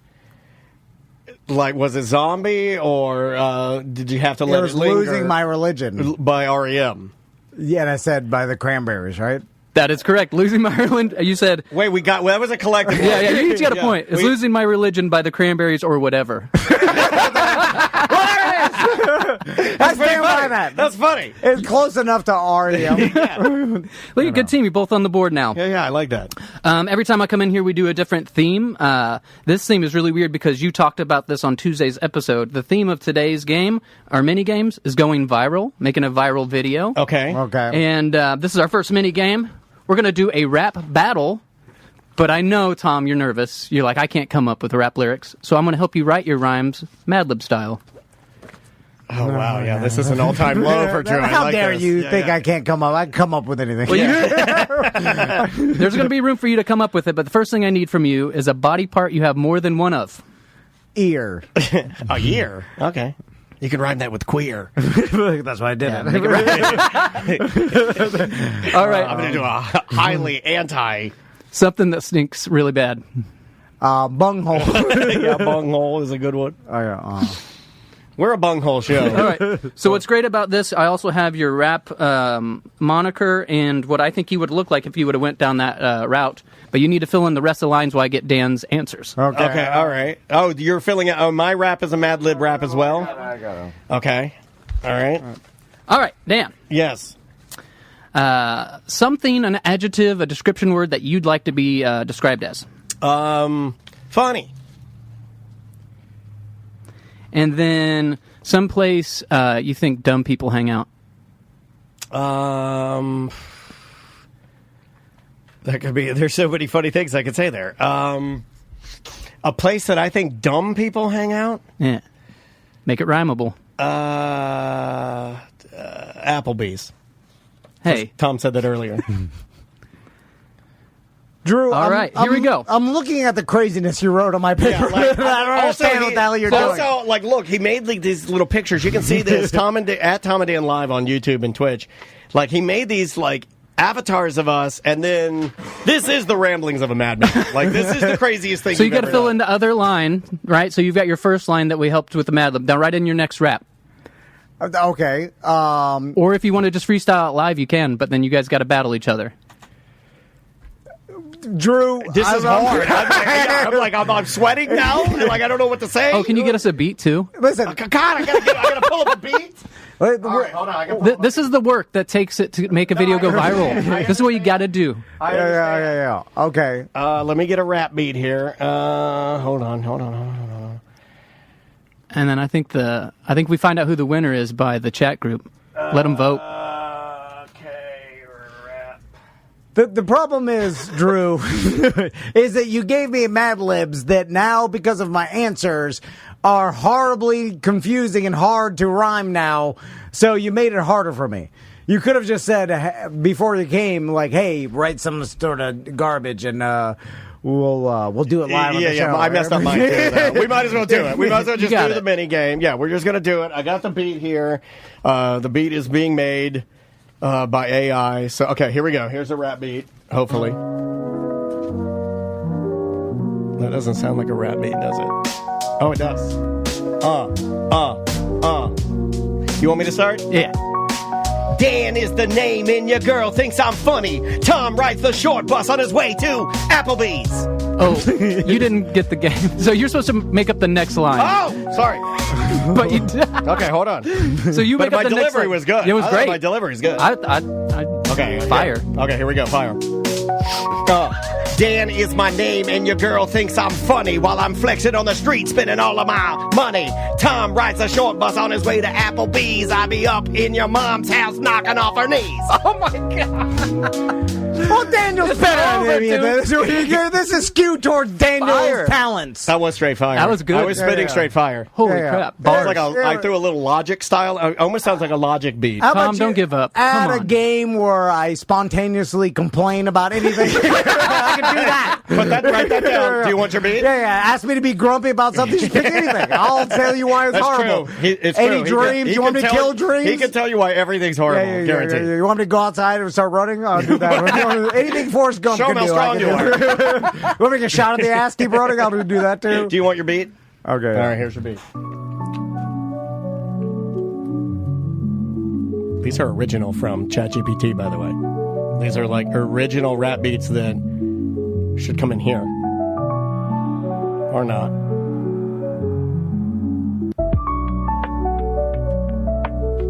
There you go. They call me Big Tom, both hands on my ears. I'm not gay, not like the queers. Little Danny Dennis, likes to eat his bunghole. Like a mole. Small. Little tiny guy. Crazy. You saved it. That was really good. I would give him the point because his hype man at the end with the crazy. That's good. That was good. All right. That was excellent. Oh, God. That brought me so much joy. I know. I feel like... I'm mad at that. I know. You know why you're mad? Because he pulled you out of your shell. He did. He got you. I like it in my shell. You're going to let him bully you like that? He's bullying you right now. Well, I know. He's using his dumb game. I didn't want to do it. I know. I felt forced to do it. You did. And I was like, this is not even going to be good. But and I was like, I don't want to say what I'm about to say. And I'm forced to say it. Drew made me say it. The chat room's freaking out. The whole chat room's freaking out. CD Sarah says, this is joy, Tom, in all caps. Everybody, Frogging Molly says, very creative, Tom. Shredder, this is legendary, Tom. That's not good at all. This is why I pay $10.95. I'm telling you. Why is it free? We're giving this for free.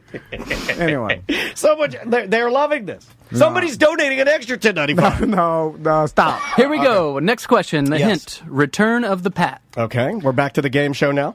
On Friday's episode titled Pat's Pez, you discuss Cadillac Pat's night on the cruise when he struck out with some hot drunk girls at a bar. Tom criticized Pat's game, but then said what dated phrase about his own abilities to pick up chicks? Tom. Yes. Mackin' to chicks. Mackin' is correct. Yeah, That's a good one. Yeah. I've started trying to use that a little bit, Mackin'. Straight Mackin'. We got a bonus question on this one. Okay. When talking about how Pat is a young boy in a grown man's body, what nickname did Dan give Pat? Young boy in a grown man's body. The young boy in a grown man's body.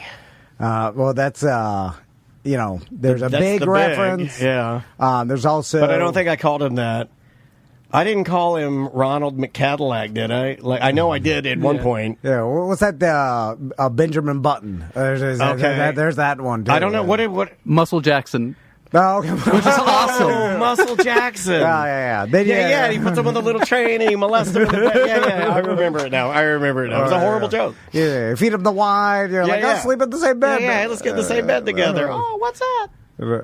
By the way, I don't know why I said that part. Anybody who has kids will know sleeping in the same bed with kids is the worst thing. It's horrible. It's terrible. Yeah. They sleep sideways. They kick you in the face. Yeah, it's horrible. They're not fun to sleep with. Yeah, All right, next question. Hint: European bottom feeder. On the Friday Free Show titled Ronald McCadillac. Oh, that's the one. Yeah. You talked about how Seth used to be your favorite when he was a lonely man. What memory did Daniel bring up about the more fun Seth? Oh, he used to. He was doing blah blah on the bunghole of a Russian prostitute. Yeah, look at a Russian's. Oh, no, he used to eat Russian. I cut all this out. Can I say that? No, you absolutely cannot. Do you think you can say that? Do you hear NPR saying that? It's the same rules. And we'll be right back. Yeah. You can just say, if you switch it to bunghole, you're fine. I'm Charles Dilladez, and this is AP News. There's bonus on this one, too. Dan said Seth has changed and has a beautiful family now. What did Tom say next?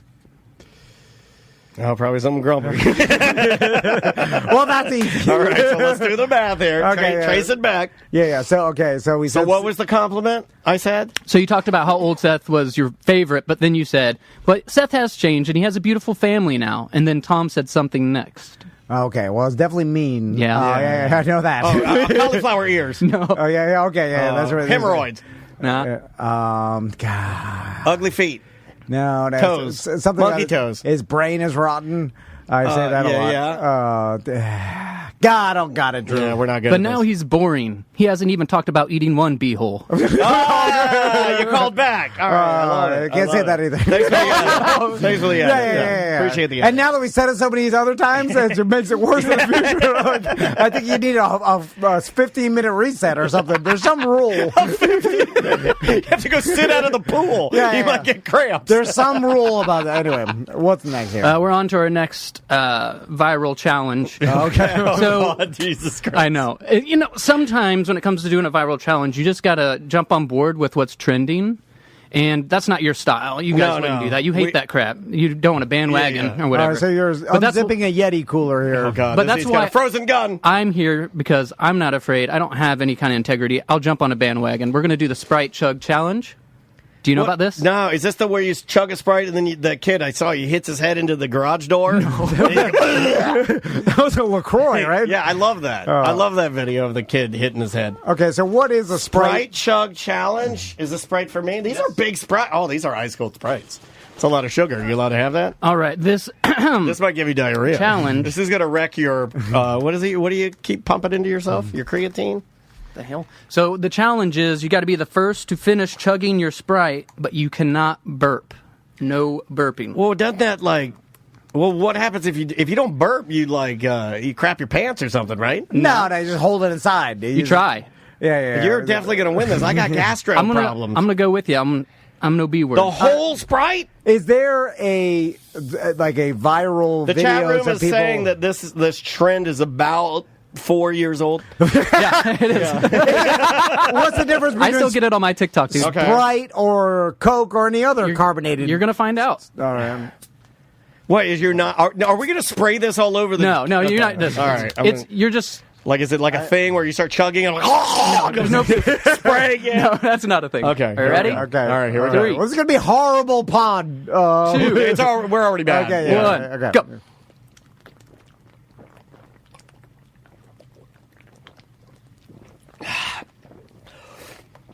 I can't do it. Oh, burns! Don't burp. I'm out. Hold on. I can't do it. My eyes are watering.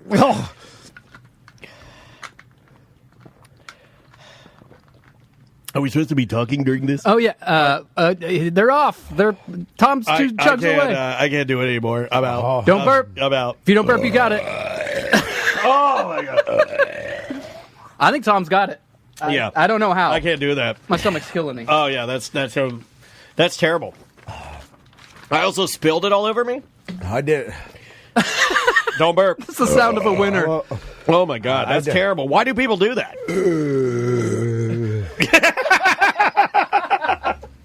I hurt myself. Yeah, it's bad. I don't know why we did that. Sorry. You sound like a cow. This is joy. This is joy. This is sweating. This is joy. I hurt myself doing that. I hurt because I wanted to win so bad. I know you did. And he knew that. Like, you're playing into all...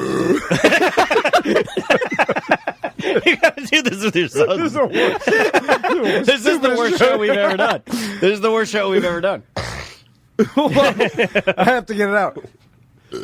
That's an old door.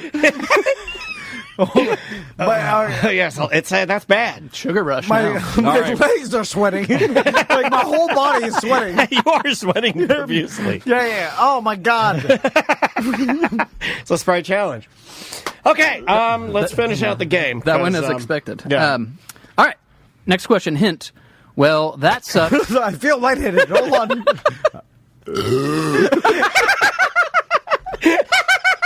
It's still bad. It's real bad.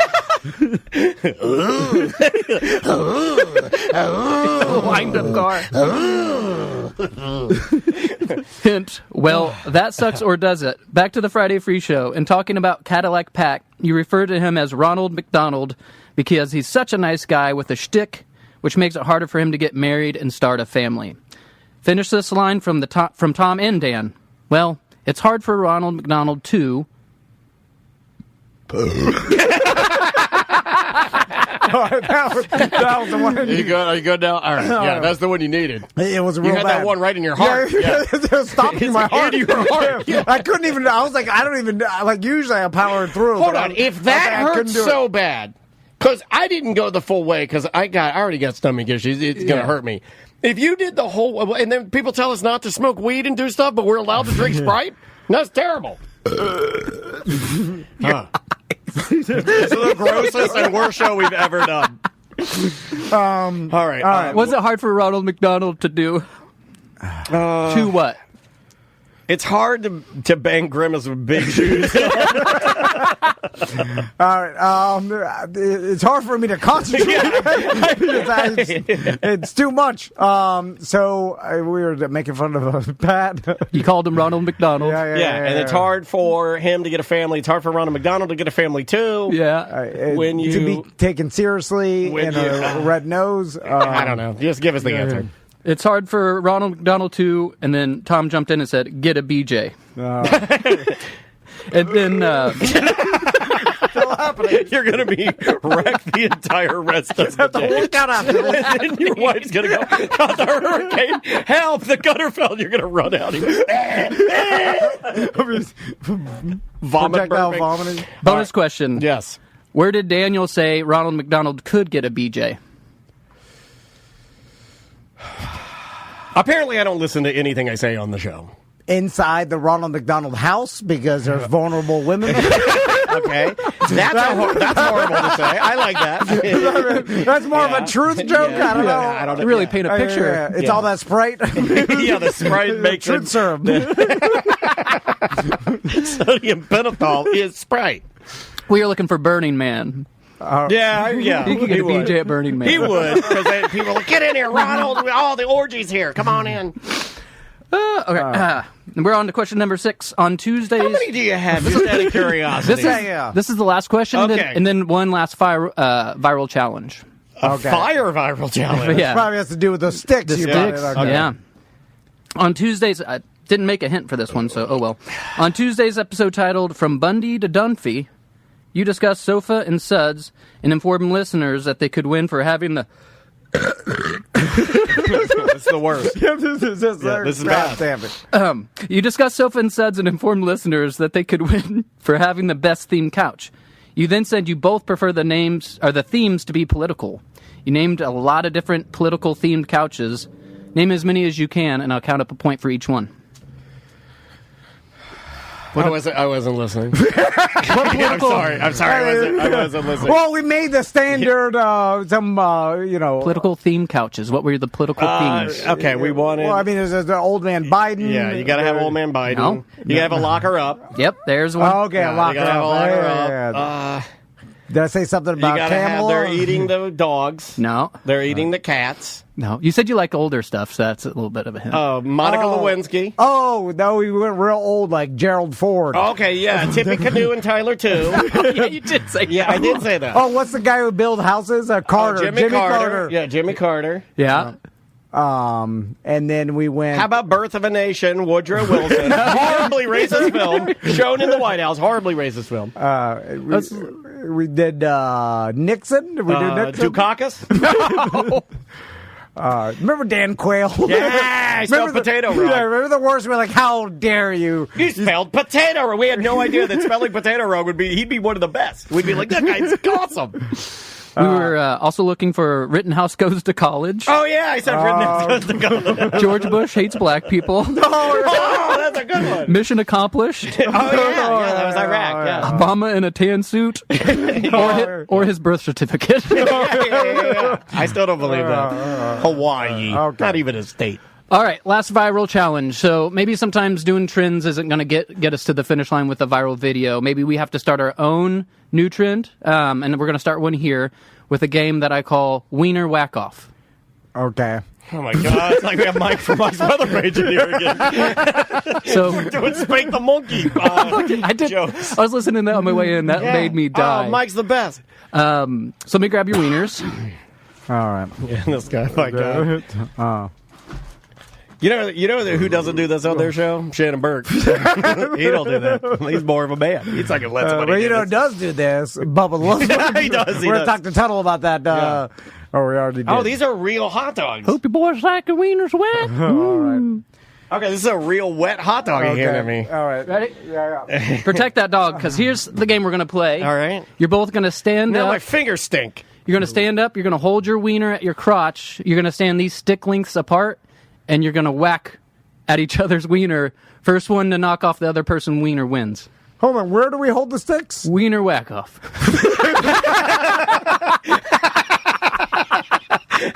He's so proud of himself for the games he creates. So wait, I'll get up and demonstrate. Okay, so you put the hot dog where? Hold the wiener here at your crotch. You're going to stand the stick length away to where you can't hit the person, just the hot dog.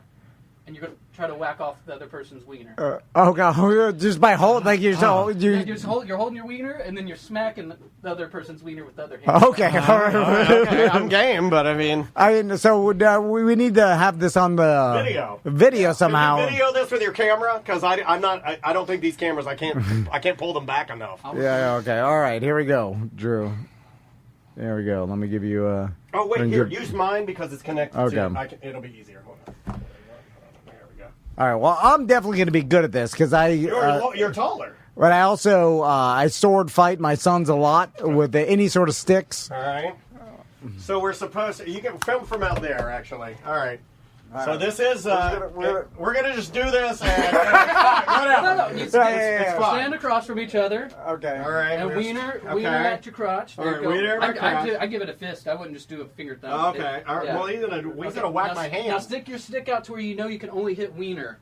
Don't make it to where you can hit hands. All right. That's pretty good. Okay. You got it right there. Hold on. Now for the first round, you're just gonna take one whack. This is great for radio. I hope people are enjoying this. Okay, ready? All right. One whack. We each get one whack. Video. There we go.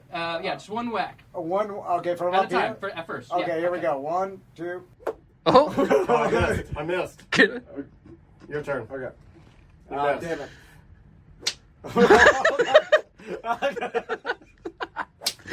I'm trying to. All right, now it's a wiener whack off. Whack all you can. Oh, purple stick. I can't do it. It's only been in it once. There's a backup stick over there if you need it, Dan. Ow! Oh, sorry. Oh, you got the tip? Oh, it's bouncing. God damn it. God. Thought you'd be good at showcasing it. I'm just hit All right, that's it. That's it. God damn it, Drew. God damn it.